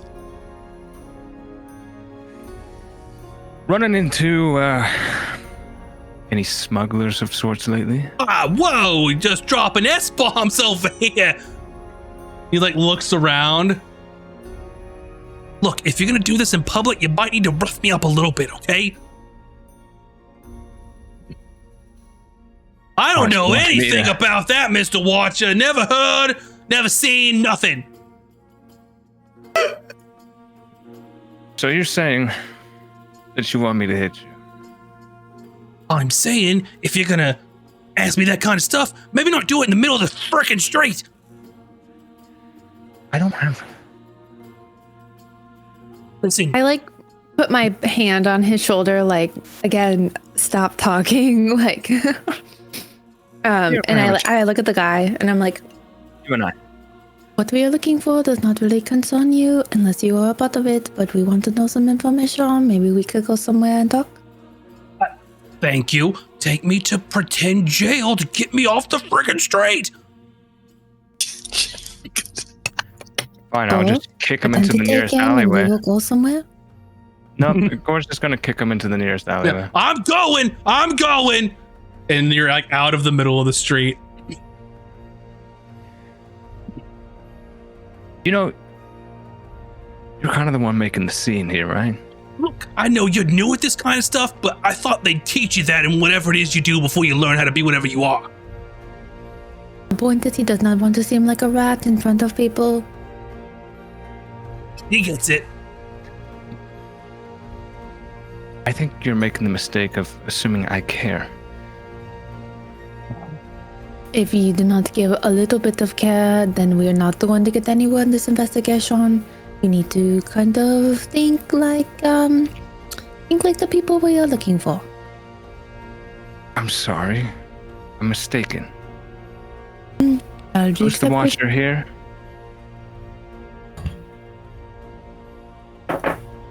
Listen, as far as I'm concerned, you're all outsiders. I have no idea how things work here. It is Oh. like Are you gonna you let are me the do one my that does not job? know what is working here. Anyway, that I is see. not the point. I see what's going on here. You almost got me, lady. You little good watcher, bad watcher, old watcher, nerdy watcher. Gonna work on me. I do not know what you're talking about. Anyways, we're in need of some information that maybe you might know. What do you want to know? You're looking for potentially people who might have gotten away with a box. And A box? What's in the box?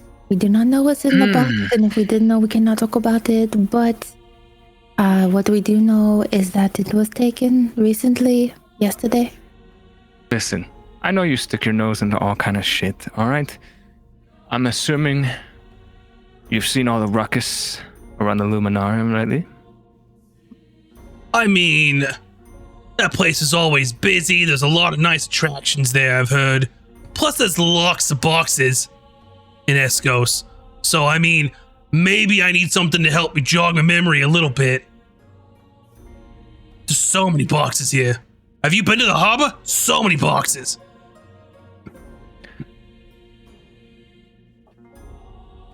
Let me make sure I'm hearing you correctly. You are... what? Looking for money? Yes! My gods! Money. That's how this transaction works. I find stuff out. Is that how it's worked? In the past between you and I? I have reassessed my circumstances because, quite frankly, you ain't got nothing on me this time. So your little "I'll take you to jail" is not gonna work here.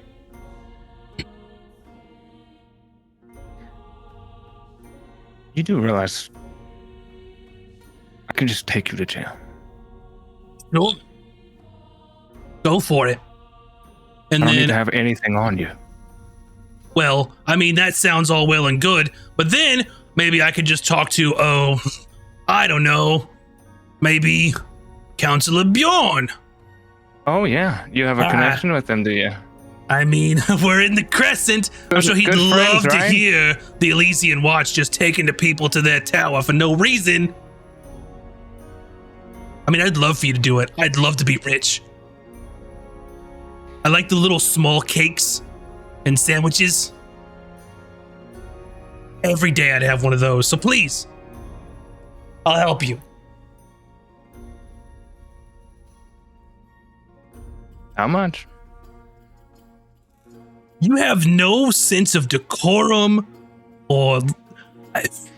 I'm forced to put his hand on his chest and shove it into the wall. I don't have time for this. All right. What I got's really juicy. 3 gold, and I tell you all of it. 2 gold. And then if it's juicy enough, you'll get your 3rd.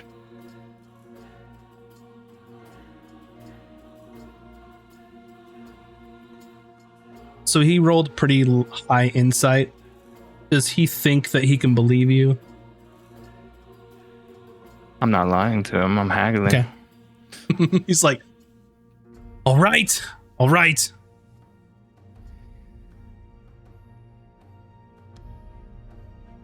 You put him down. I mean, I'm standing right in front of him, but yeah. Okay. Look, maybe you should lead next time, and points to Taj. I like you much better. I would have only asked you for 2 gold.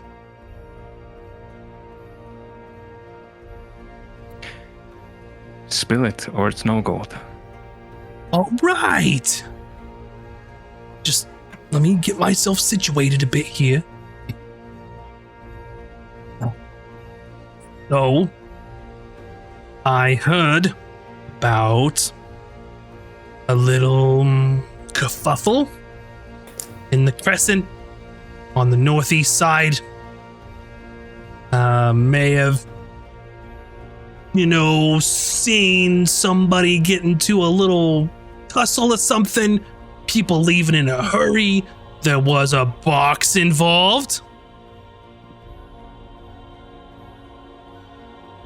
Was it and where did they go? All right, well, from what I saw, there was a group of people that came with a box, left in a hurry, didn't have a box, and they left. Now, as far as people inside, I saw them grab a box, go back inside. Now, what's peculiar to me is this particular shop they were running used to be an old buddy of mine who was a mason and then moved out of Escos, went to go work who knows where.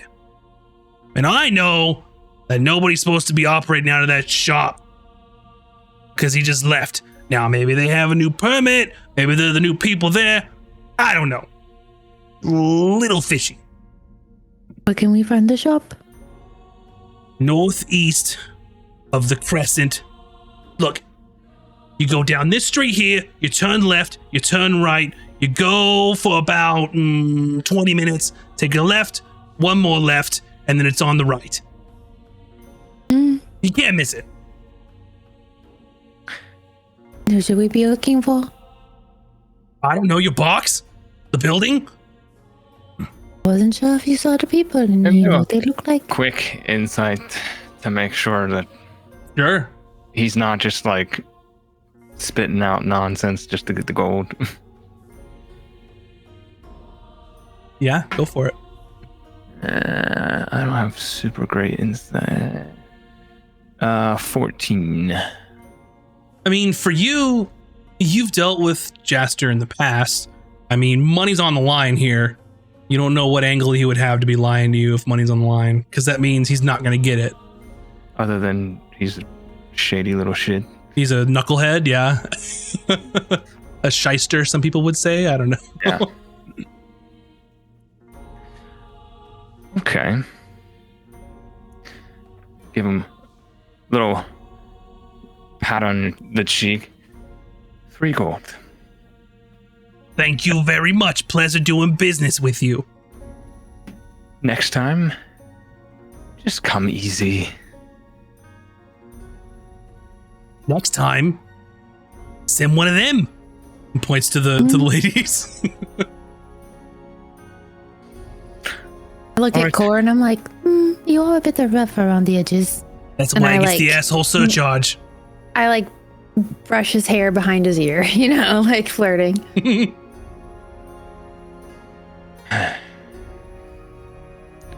Well, we have a location. Off we go. Bye-bye.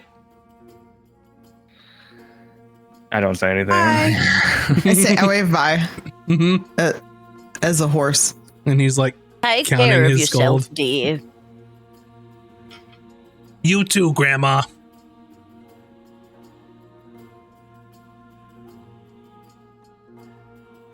alrighty. Okay.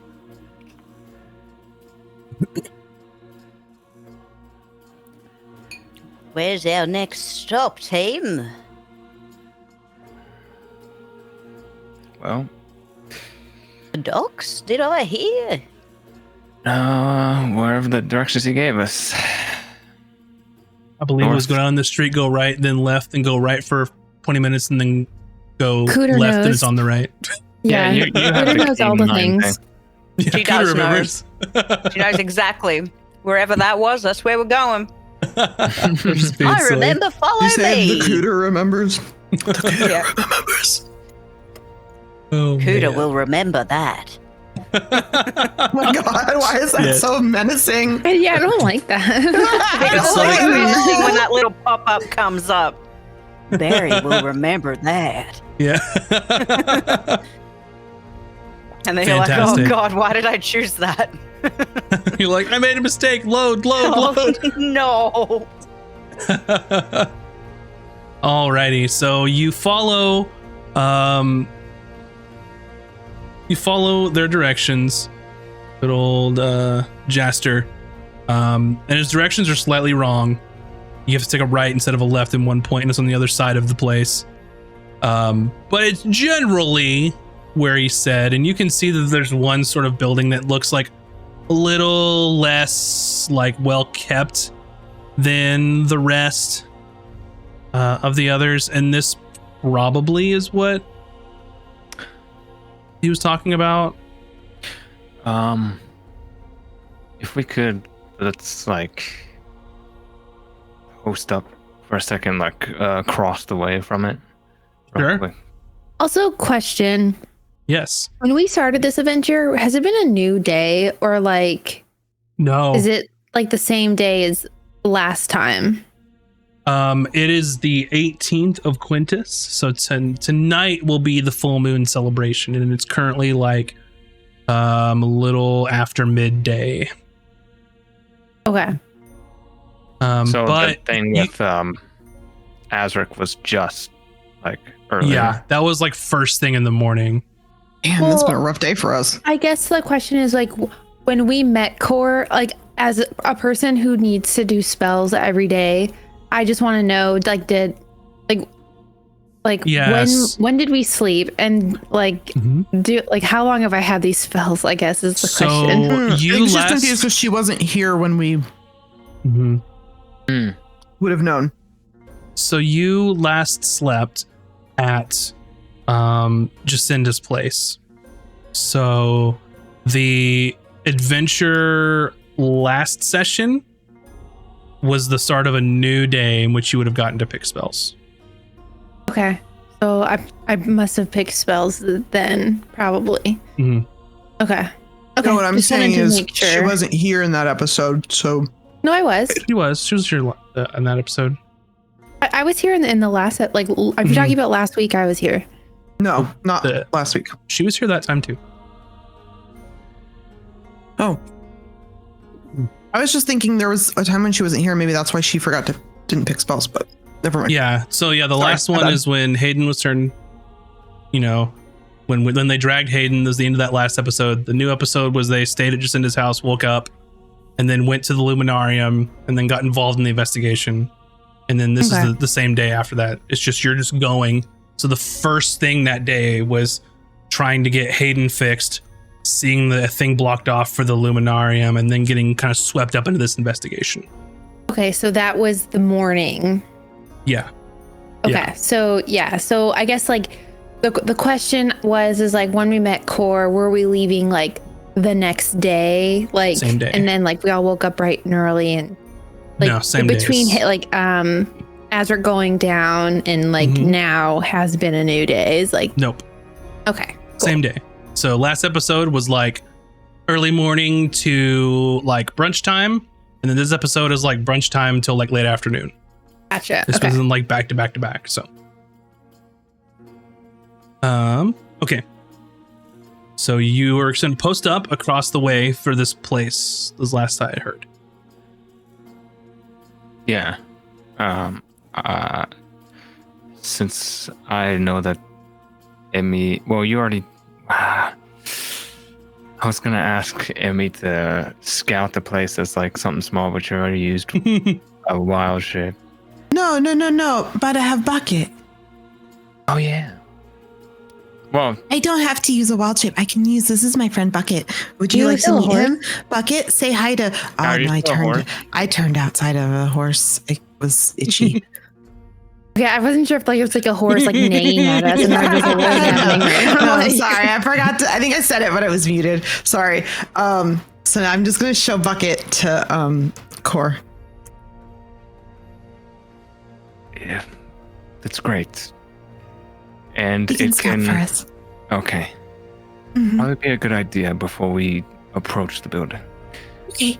Is there like a little door crack he can like slide under? He's very small. I mean, yeah, it looks pretty dilapidated. The door's closed, but Okay, be extra quiet. I believe in you. You Mhm. got this. And I'm gonna put him down on the ground, and he's gonna. Mhm. He's doing this little crab dance, crab rave, off into the building. so you make it up to the building. He's gonna squeeze in through some under the door or what have you. And inside, he's gonna see sort of a dark, like large, like room. There is a sort of a hearth and a fireplace. Embers are still burning in there. There are some like scraps of paper in there. There's some on the floor. There's a table that's been overturned, some chairs that were overturned. And the place Emmy's going to be saying all this to the group, by the way. And the place looks pretty bare at this point. Nobody that you can see in there.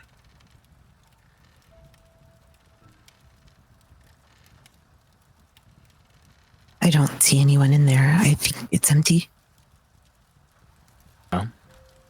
Shall we? Up to you. I guess I will approach the door carefully. Okay. I guess, I don't think it would be trapped, but couldn't hurt to look.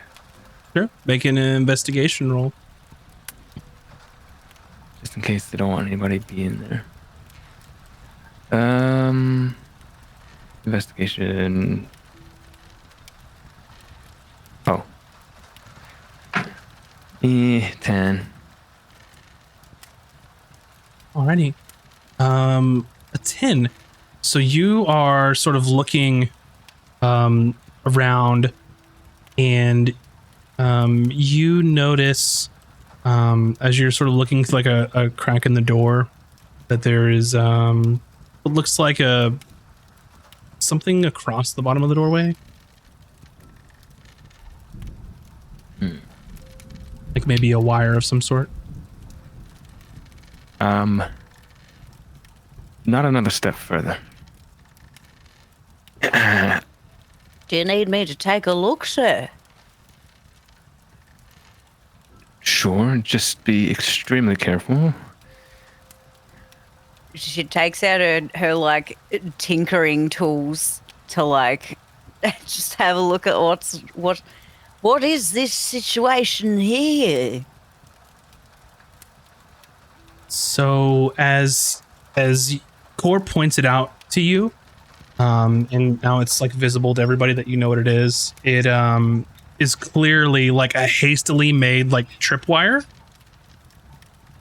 some kind of trap, and you could try and disarm it. Can I try and disarm it? What do I need? For you're a artificer. You've got proficiency in thieves' tools and all that other stuff. I do. So Cora's roll going to take 30 feet back and suggest everybody else does the same. What do I need to roll something? What am I rolling? yes, roll a d20 and add a 2 to it. All right, here we go. Let me take a look at this. What have we got here?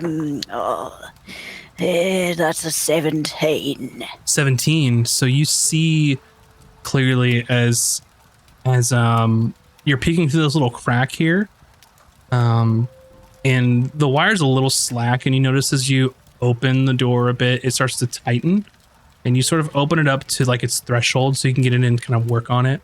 And you take your thieves' tools and you can trace it back, that it sort of goes up, like over and up, and then above the door there's like a bundle of like alchemist fire that if you swung the door open it would just drop it on the doorway. So you're basically able to like grab the cable, cut it, keep it from falling, and then you slowly lower, and you can add 3 alchemist fire to your inventory if you'd like. Oh, nice. bunch of amateurs. Yeah, it looks very either amateur or they were in a hurry and didn't have time to do it properly. We clear? Yes, all looks clear to me, I dare say, yes. Well, just to be sure, I'll go in first. Mm-hmm, sir, after you. Wait. I'm gonna Yes, give you Steve. some help. I'm gonna cast on Core enhance ability. Mhm. And what's investigation? Is that intelligence? I'm gonna give him Fox's cunning. Okay. So that hopefully he'll find stuff. You have advantage on any intelligence checks you make. Cool. Thank you. Nothing's gonna get past y'all now. Y'all got 3 super sleuths in the party. Oh wait, we have intelligence. Should I have given you perception instead? No, my int score is baseline. Like, Okay. it's a +0 to mine. I also already have a, what was it, 20 perception, so give something else. Observant. So you all are sort of in this Nothing gets area, past me.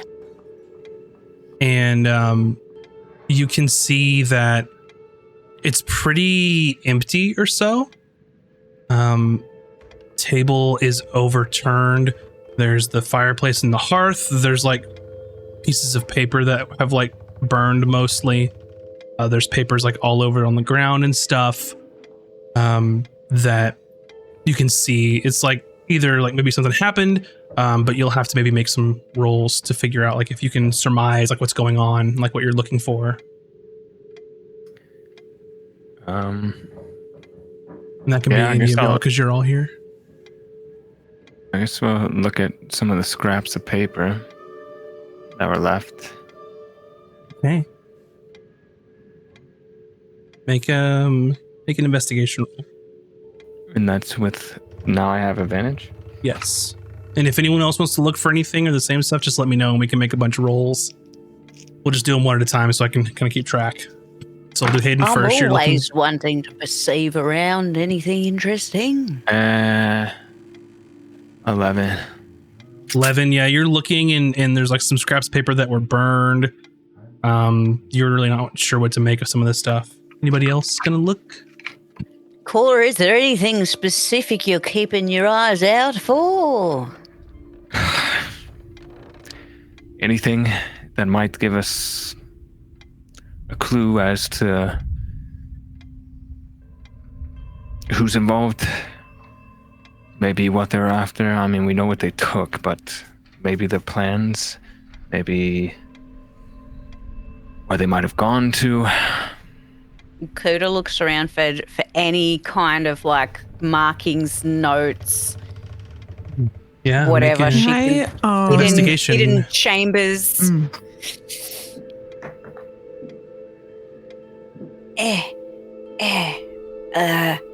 20 with a 16. 20 total. So first off, you're looking at what Cora's looking at, and you see that there's a sort of a scrap in the back of like the firebox that's not completely burned through.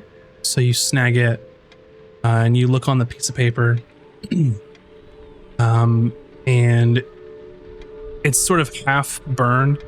But some of the words that you would make out here are at nighttime, from the roof, interference, and then you see at the bottom BAR, like a signature. BAR. Do you know a BAR? What I have any Well, idea. Cooter remembers everything from the past month. Yeah, she does. She She just doesn't know that she knows, you know. Cooter knows, and then I almost said Hayden. Whoops. Core. Core would also know from his paper that they had questioned someone at the museum named Bartholomew, and Cooter had met them with some of the other rest of the party when they were touring the museum. BAR, but is it just like, does it look like it's just the start of the name? Is that why? Yeah, it's burned off the rest of it. Yeah, you got like right. a half page. Yeah. I wonder if this is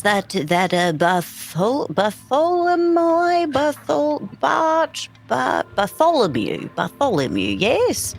Was that his name? Wasn't he the bloke who isn't he the guy who got injured? Or was that No, the other guy? That's Roderick. the Sir Roderick. Bartholomew is Yeah, is right. the that's right. the small Yeah, guy the other who one. you suggested to give a tour, like to make that a thing at the museum. Ah, yes. And he was questioned, and he said, I didn't see anything, didn't hear anything, had no idea this happened. Uh-huh. He seemed like such a straight-up chap when he took us on a tour of the museum. That was quite insightful. Wait, he took us on a tour of the museum. He would know everything, wouldn't he? It was an inside job. Let's just take things as they come, all right? He was already questioned, claimed he didn't know anything, but I don't know how good of a job they did. Otherwise. Yes, I was just going to say that. I don't know who did the questioning and how good of a job they did. So, keep that in mind. Anybody find anything else? Couple things.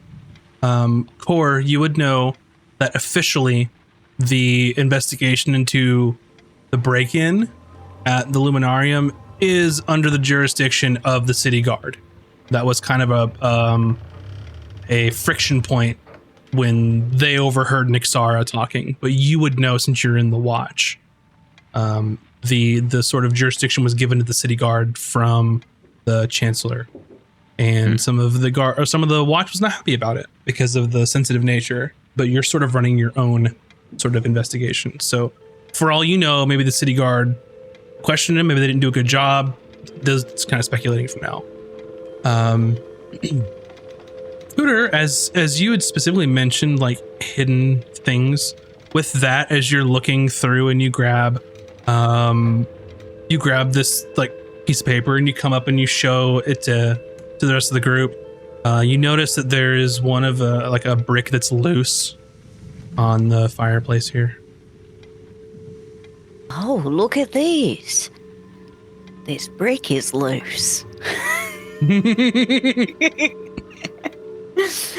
Can I move it? Can I like pull it out? Yeah. Or Try well, it. she tries. She's kind of pawing at it, trying to get her like claws in there. Yeah, you can pull it out if you'd like. A little bit, someone a bit more dexterous, mind. With her -1 dexterity. Oh, is nobody gonna help poor Cooter? I mean, will it be a I'm dex also a thing, negative or- one.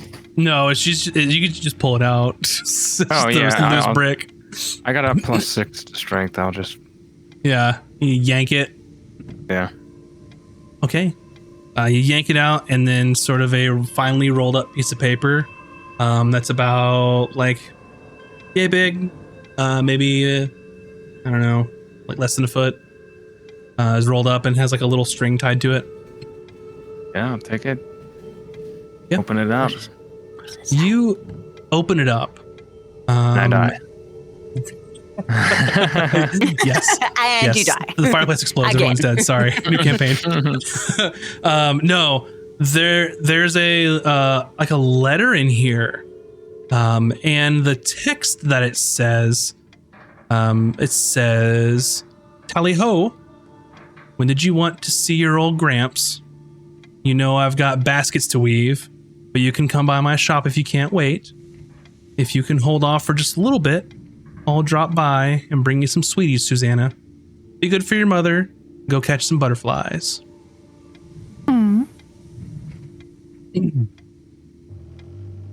Oh, well, that's very sweet. Didn't we pass a basket shop on the way here? Did we? No. I think it was he heard like knocked something over there. some baskets, but there's lots of basket weavers in Escos. Oh. Putting on detective brain. Does this?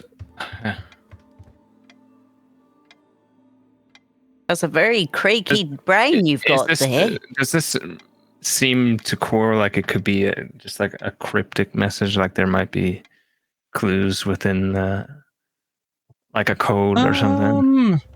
Or make does this seem like a? An insight. Oh, great! Oh, nice. Can you Inside. post it into the chat too so I can read it again? I already did. Oh, thank you. Come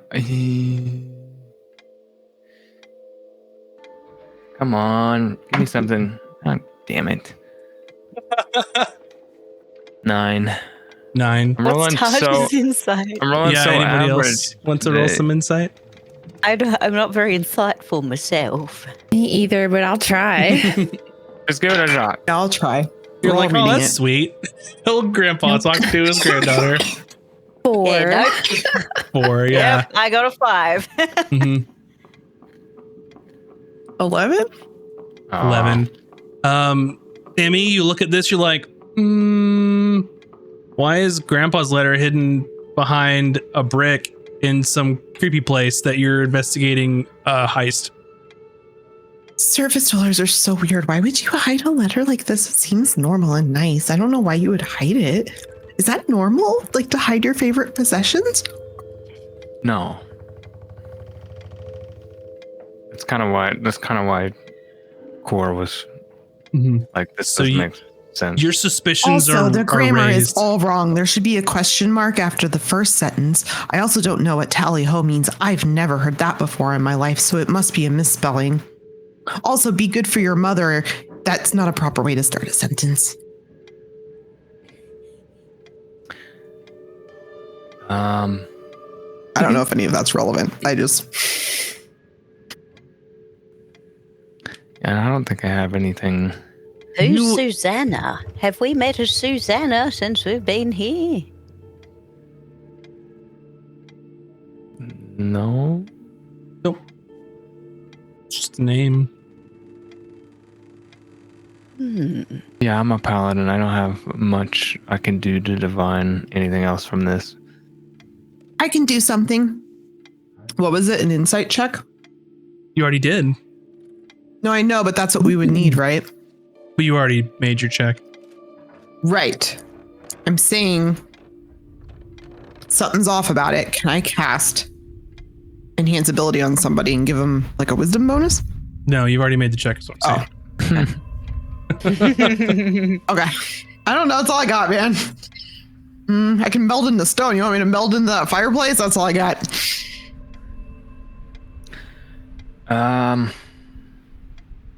Does the letter smell like anything? Would that be investigation? Does it smell something? I'll give you that one for free. That'd be a perception, but it smells like fireplace. Okay. Just check in. Emmy's gonna sniff the letter and then she's gonna lick it slightly. Tastes like smoke. It tastes like smoke. I didn't get anything out of that. So this just seems all wrong to me. I can't quite pinpoint it. Yes, I can't either.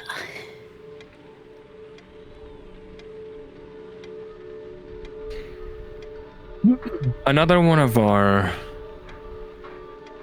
things was there was a potential antique dealer that has been trying to sell particularly rare artifacts. There's, if y'all think you're done here, you could leave, but that's not all. Well, I was gonna say, I might not have a reason to speculate this, but if this was a note meant to throw somebody off.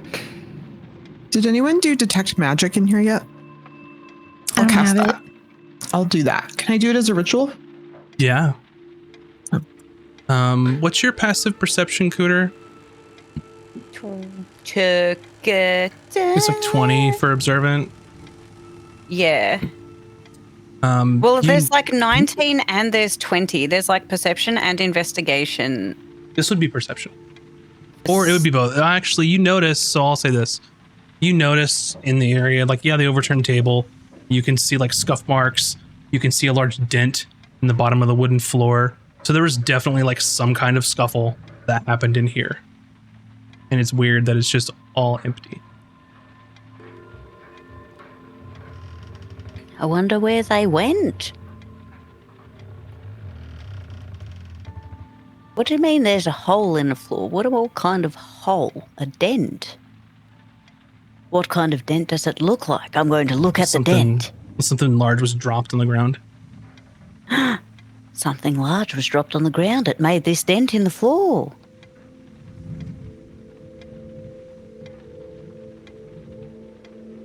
What could have made that much damage? That's a big dent. Maybe a box. That's heavy. Yeah, a box, but like a really heavy chest with things in it.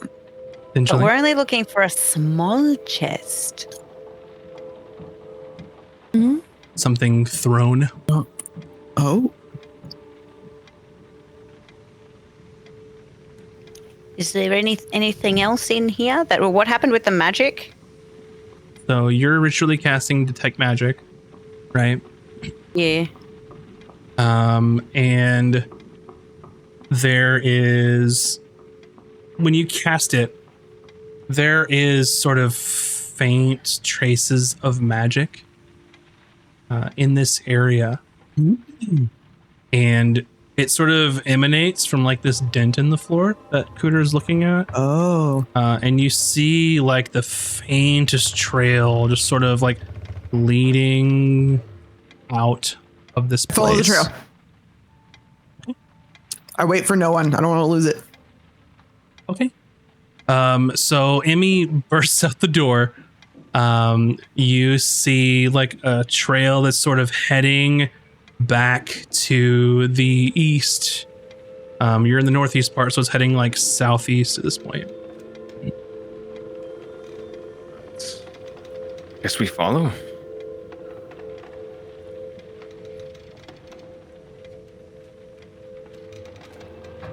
Yep, I'm following. I can see it too. I'll yell after them. Oh, Yeah. This way, this way.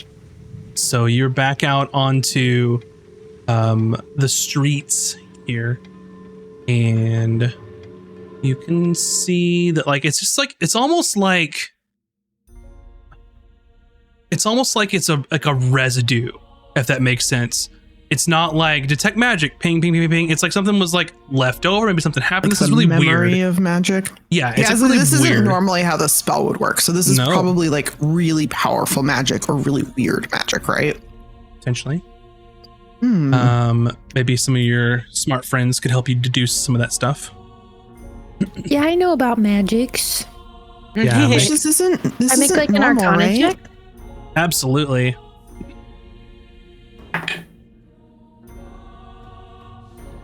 $16. 16. So you are very keenly aware of like, okay, I've read about or know about like detect magic, right? And how Emmy is currently using it. And I believe that Cooter has used it as well in your party, if I'm not mistaken. So from your understanding, is detect magic is like you can sense a presence of magic within like a certain range of where you are. At this point, you've very much exceeded that range where she should have found anything. So it's strange to you that this thing that she's following is not like within like 30 feet of her, right? And it should be like a faint aura around like someone or something, that kind of stuff. You would. Yeah, so there are some ways for the magic to be like sealed where it's undetectable. There's some materials that can do that. But this is very strange in that she is able to pick something up that's like not in the vicinity. So you kind of confirm her suspicions and say, okay, number one, this is weird. So that's obviously a check mark in the weird column. Number two, if something can leave like a trace of just like, hey, magic was here, that's gotta be some powerful shit. As we're following, I'm just gonna like look to Tosh. What did she find something? Basically, like relay all that to the group. Mm-hmm. Okay, Weird, powerful. Check. Weird, powerful. Okay. Taj, do you think this could be the thing that was stolen? It might be. It has said that the item is maybe could do something bad to the world, and if it is a weird magic that nobody really knows or is not researched.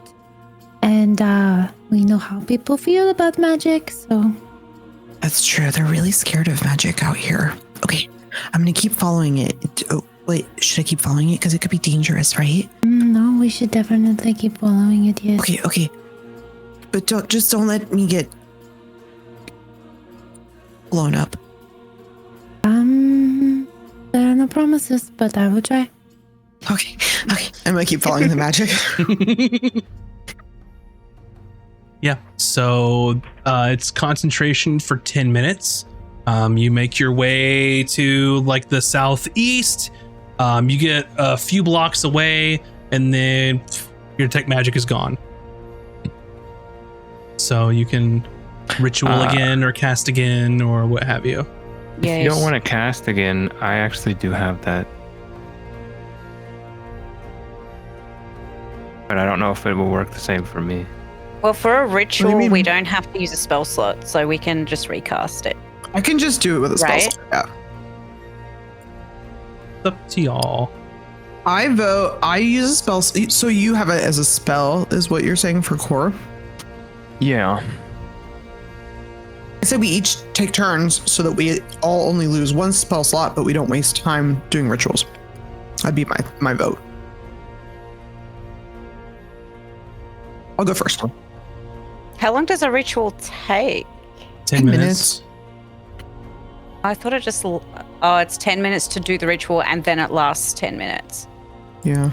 Yeah, her the detect magic is just for 10 minutes. I'm just gonna cast a spell. It's fine. I don't have any other useful spells anyways. So today. Okay. So I'll cast it, and I'm gonna keep following. Yeah, you cast So that's the another spell. 10 minutes. You got 10 minutes. You see think of like contrails. It's kind of like that, like a very faint, like wispy, like magic used to be here at some point in time kind of thing. And you continue to follow it.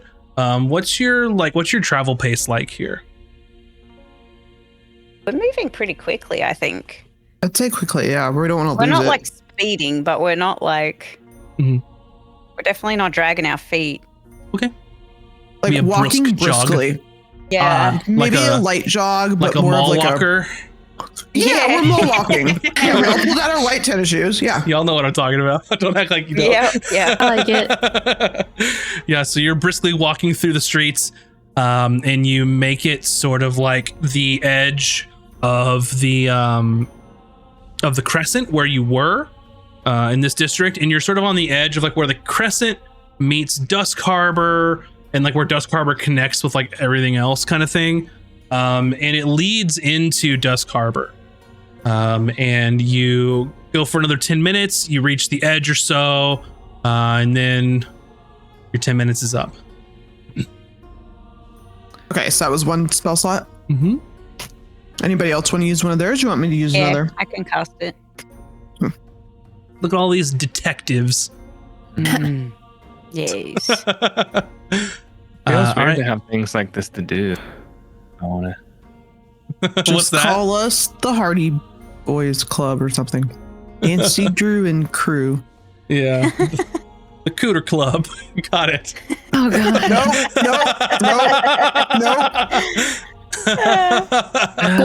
No. Golden Yeah. coots. Core's Angels. Core's angels. I love that one. All right. So you cast it, Cooter, and you can see the same thing that Amy was describing, and you lead the way, and you sort of go through, and you take a turn to the south, and it sort of is going to lead you to the south, and you make it about maybe a quarter way through the district. You're like right in the heart of Dusk Harbor. You're right where like the floating markets are. People are preparing for like the event tonight, and then your 10 minutes are up. But from what you saw, it was just like due south. And the sort of, due south, there's shops, there's a tavern, there's like shipping and handling for ships, and the harbor is kind of what your direction is. I can cast it this time if you want. Yeah. Cor just grabs his amulet, and it briefly flashes, and that same flash briefly appears in his eyes. Mm-hmm. Yep. And cast it. Yeah, you see the magical contrails as you're going through, and you're making good pace, and you sort of make your way up to the harbor. It's somewhere here. You know that it's in the harbor somewhere as you're running through, and you make it to the harbor, and then that's when your detect magic goes up.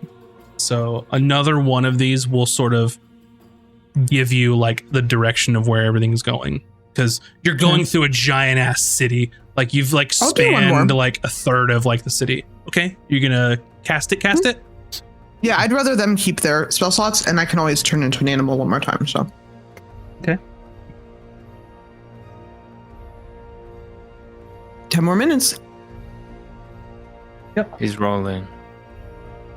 Okay, I know we're about to get like ambushed. So you make your way, you go to the harbor. You know that the unfortunate is to your right, and this leads you to your left, and you make your way sort of down the docks here, and then you reach a point where it stops, and then you look down the road, down an alleyway, down the back of the way you came, and as you're turning, you realize it leads to the water. And just as you are looking to see where it leads, you can see a ship that had maybe shoved off 20 minutes prior, maybe, that is currently leaving the dock. It is a small, like a schooner type ship, small, fast, minimal crew. Not too unlike what you have currently, if I remember correctly. Cor just says, "Damn it. We can't lose that ship." Oh, well, this is our ship right here. We can go. Let's take our ship. What, this one here? Yeah, that one. It's like painted black, sort of, and it says the unfortunate. Who can sail it? It's really Is it funny, your but captain? Azric usually explains it. I don't understand it. Is your captain the dead one right now? We'll make it work. I think we've picked up a couple of things watching them do what they do. Where's the crew? Is the crew in the tavern? Should I go and sound the alarm? Ascending? Are you all going to the ship? Go ahead. Is the crew like on the ship, just like chilling? Enough of the crew. We don't need the whole crew. So you make your way up to the ship, and you can see that Kurzak is sort of keeping things sort of going on the ship. Then he looks, Are we leaving? Where's Captain and Mr. Hayden? Oh, it's a long story, dear. We will come back for them, but they're both indisposed. We have to help them. Come on, son. Come on. Wait, the part of the crew's taking their leave for the day at the tavern. Well, we gotta get them. Let's go. Let's go. and you see Kurzak just starts like barking orders to people. Get the ship in ship shape. Pull those sails down. And he points How to far is the ship? It's just left it's like pushed off maybe like 10 minutes ago at the edge of the harbor. I feel like Okay, Cor needs are we worried? to go and warn like his people. Yeah, I actually have another idea. Are we worried we might lose it? Like it might get out of sight soon if we don't do something quickly? Great question. If I turn into a dolphin, can I make it to that ship? How long can you be I don't an understand animal? the math. How long can you be an animal? An hour. An hour? You Yeah. You could go to that ship. Okay, I'm just gonna turn to Taj. Does Taj have sending? Do I know that? I don't have sending. Do you have message? How far does message go? 120 feet. Shit. So this is kind of the situation now. If y'all drag your feet, the ship will be gone. You have no information about it. whatsoever. If you go and get everyone on the ship, there might be a chance you can catch up to it. Or if Emmy is turned into a dolphin and just go, that hour would be enough to go out there, look, and then come back. And round trip, you would be normal when you got back. I'm not thinking about coming back. I'm trying to get on the ship so they can track me somehow. I don't know all the magical capabilities of the party, so y'all have to look through your spells. I know. If that's That's capable. why I was like trying to think real quick, but it's hard to think fast. Like Emmy would know what people can do, but I don't have anything like that. Yeah, I definitely I don't can't have do that. tracking or anything like that.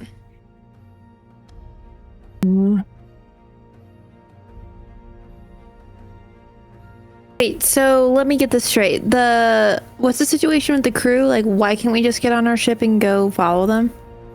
So at this point, kind of like what you saw earlier in the day, a portion of the crew is in the tavern.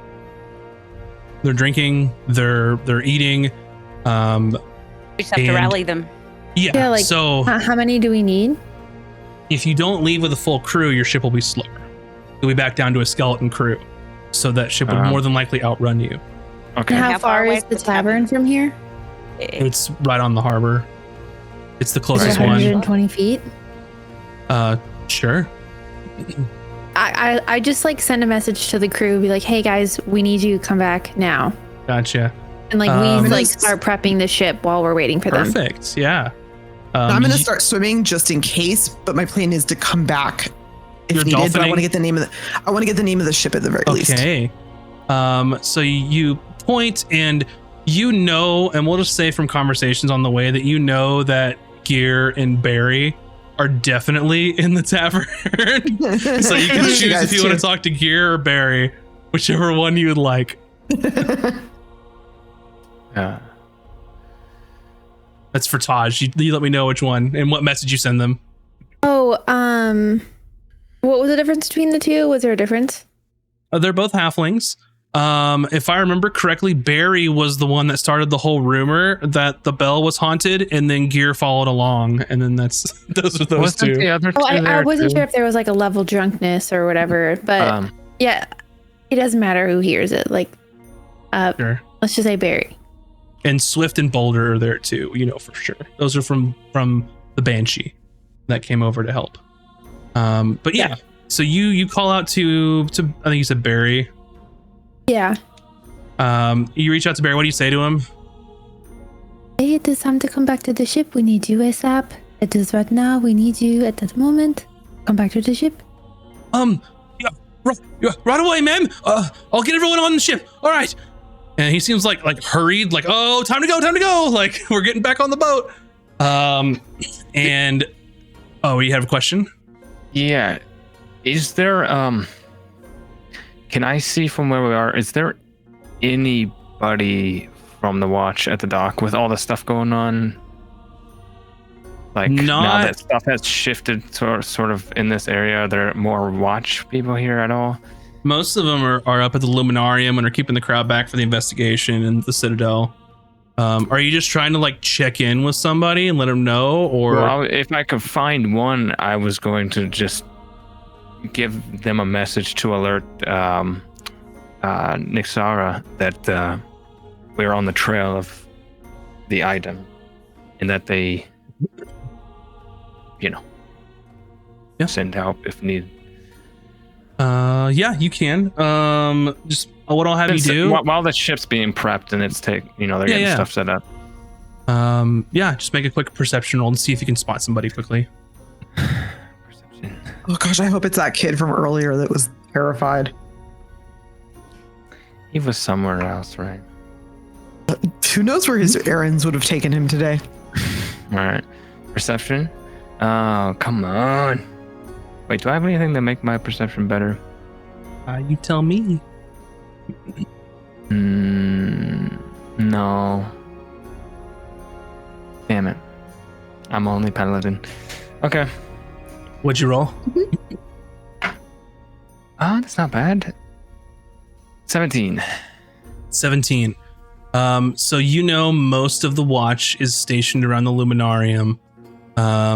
and you don't see any in sight, but you do see a few city guards.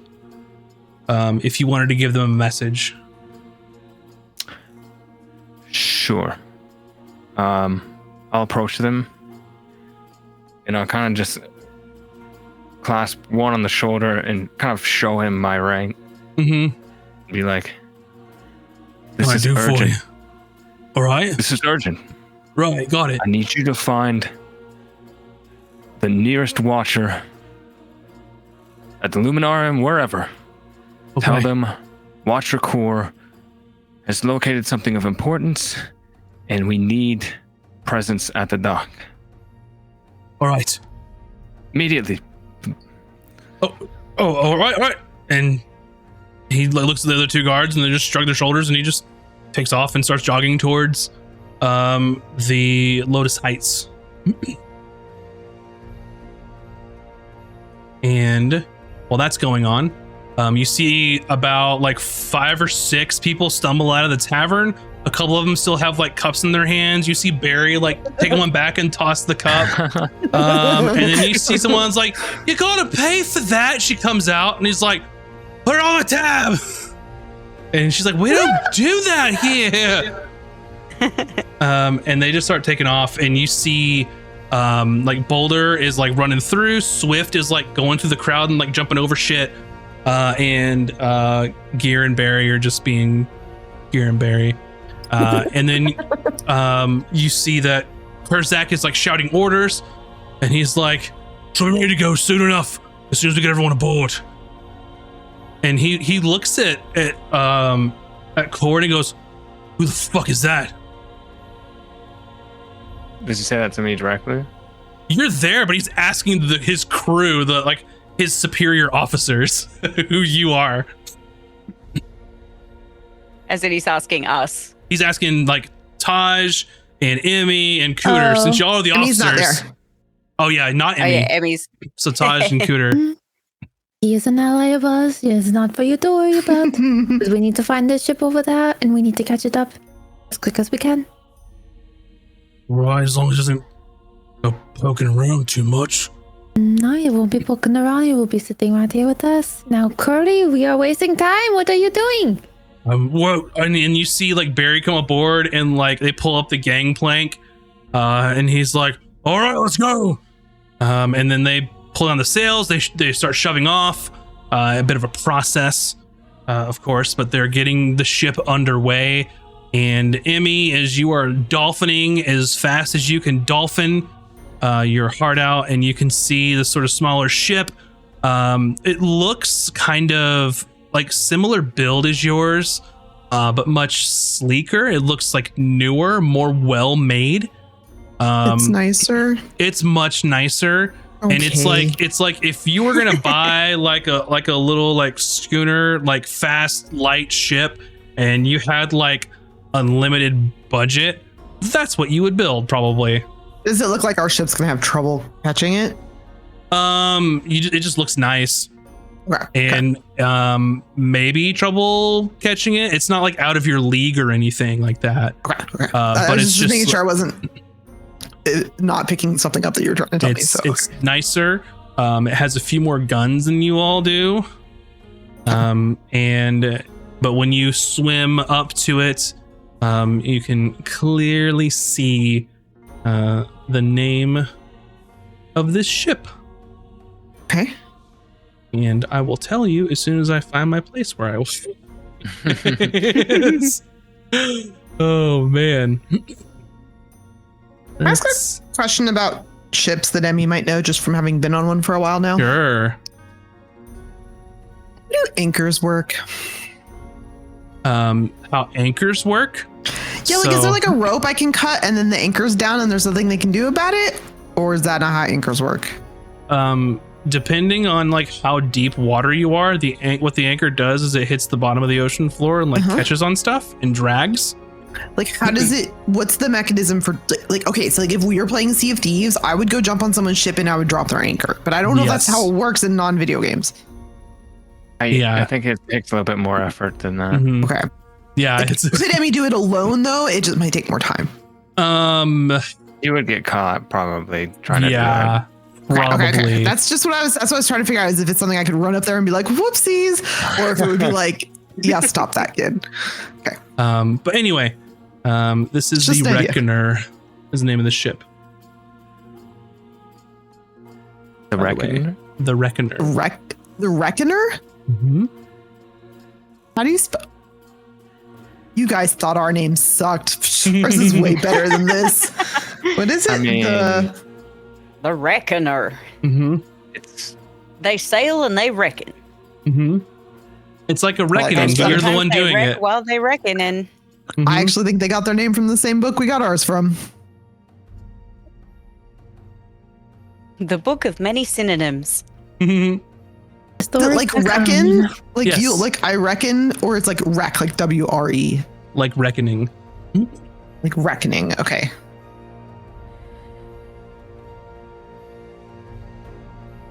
It was a cool band name in 2001. Okay.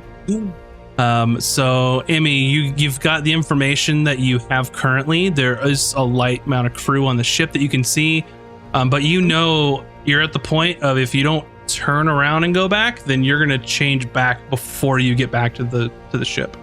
Mm-hmm. So, what say you? What do you do? I'll go back to my friends. Okay. I don't want to split the party. So you dolphin back to the ship. You see that it's underway. You can get back up without any issue currently. And I'll go straight away to Taj and Core and tell them the name of the other ship Mhm, and how many crew were on it that I saw. mhm. And that it looks way nicer than our ship. Like, way nicer. Like way nice. It's like way nicer. It's like they paid twice as much as we did for the paint job. They got exhibit to like do their ship. Pimp their ship, yeah. Ship. Did they seem to be friendly? Did you see any people? I saw people, yeah. But they were just sailors. I don't know any of them. Hmm. Did I know any of them? No. It's actually a gnome tinkerer named Exabit who does the paint job for them. Slightly different, but Oh my Oh my god. god. anyway, so as you get back on the ship and prepare to chase down the Reckoner, that's where we'll end our episode tonight. No! Yeah.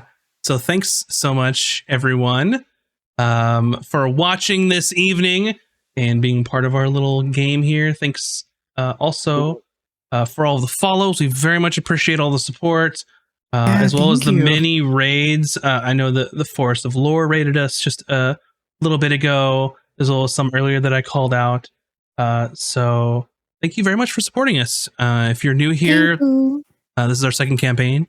You can go check out our YouTube. It has our first campaign and some other fun things, as well as on Thursdays we do like a little behind the scenes interview after each episode. So if you want to get some of the tea spilt after the to figure out what's going on, you can go watch those, or go check out our Patreon. Every little bit helps us, gets us cool maps when there's combat, gets us like fun music to play in the background for more immersion. So thanks everybody for watching, and we'll see you all next time. Wait, do we get MVP? We're gonna Oh do yeah, that? let's do an MVP vote then. Can I nominate someone for MVP? Sure, Or do you want us to all do it.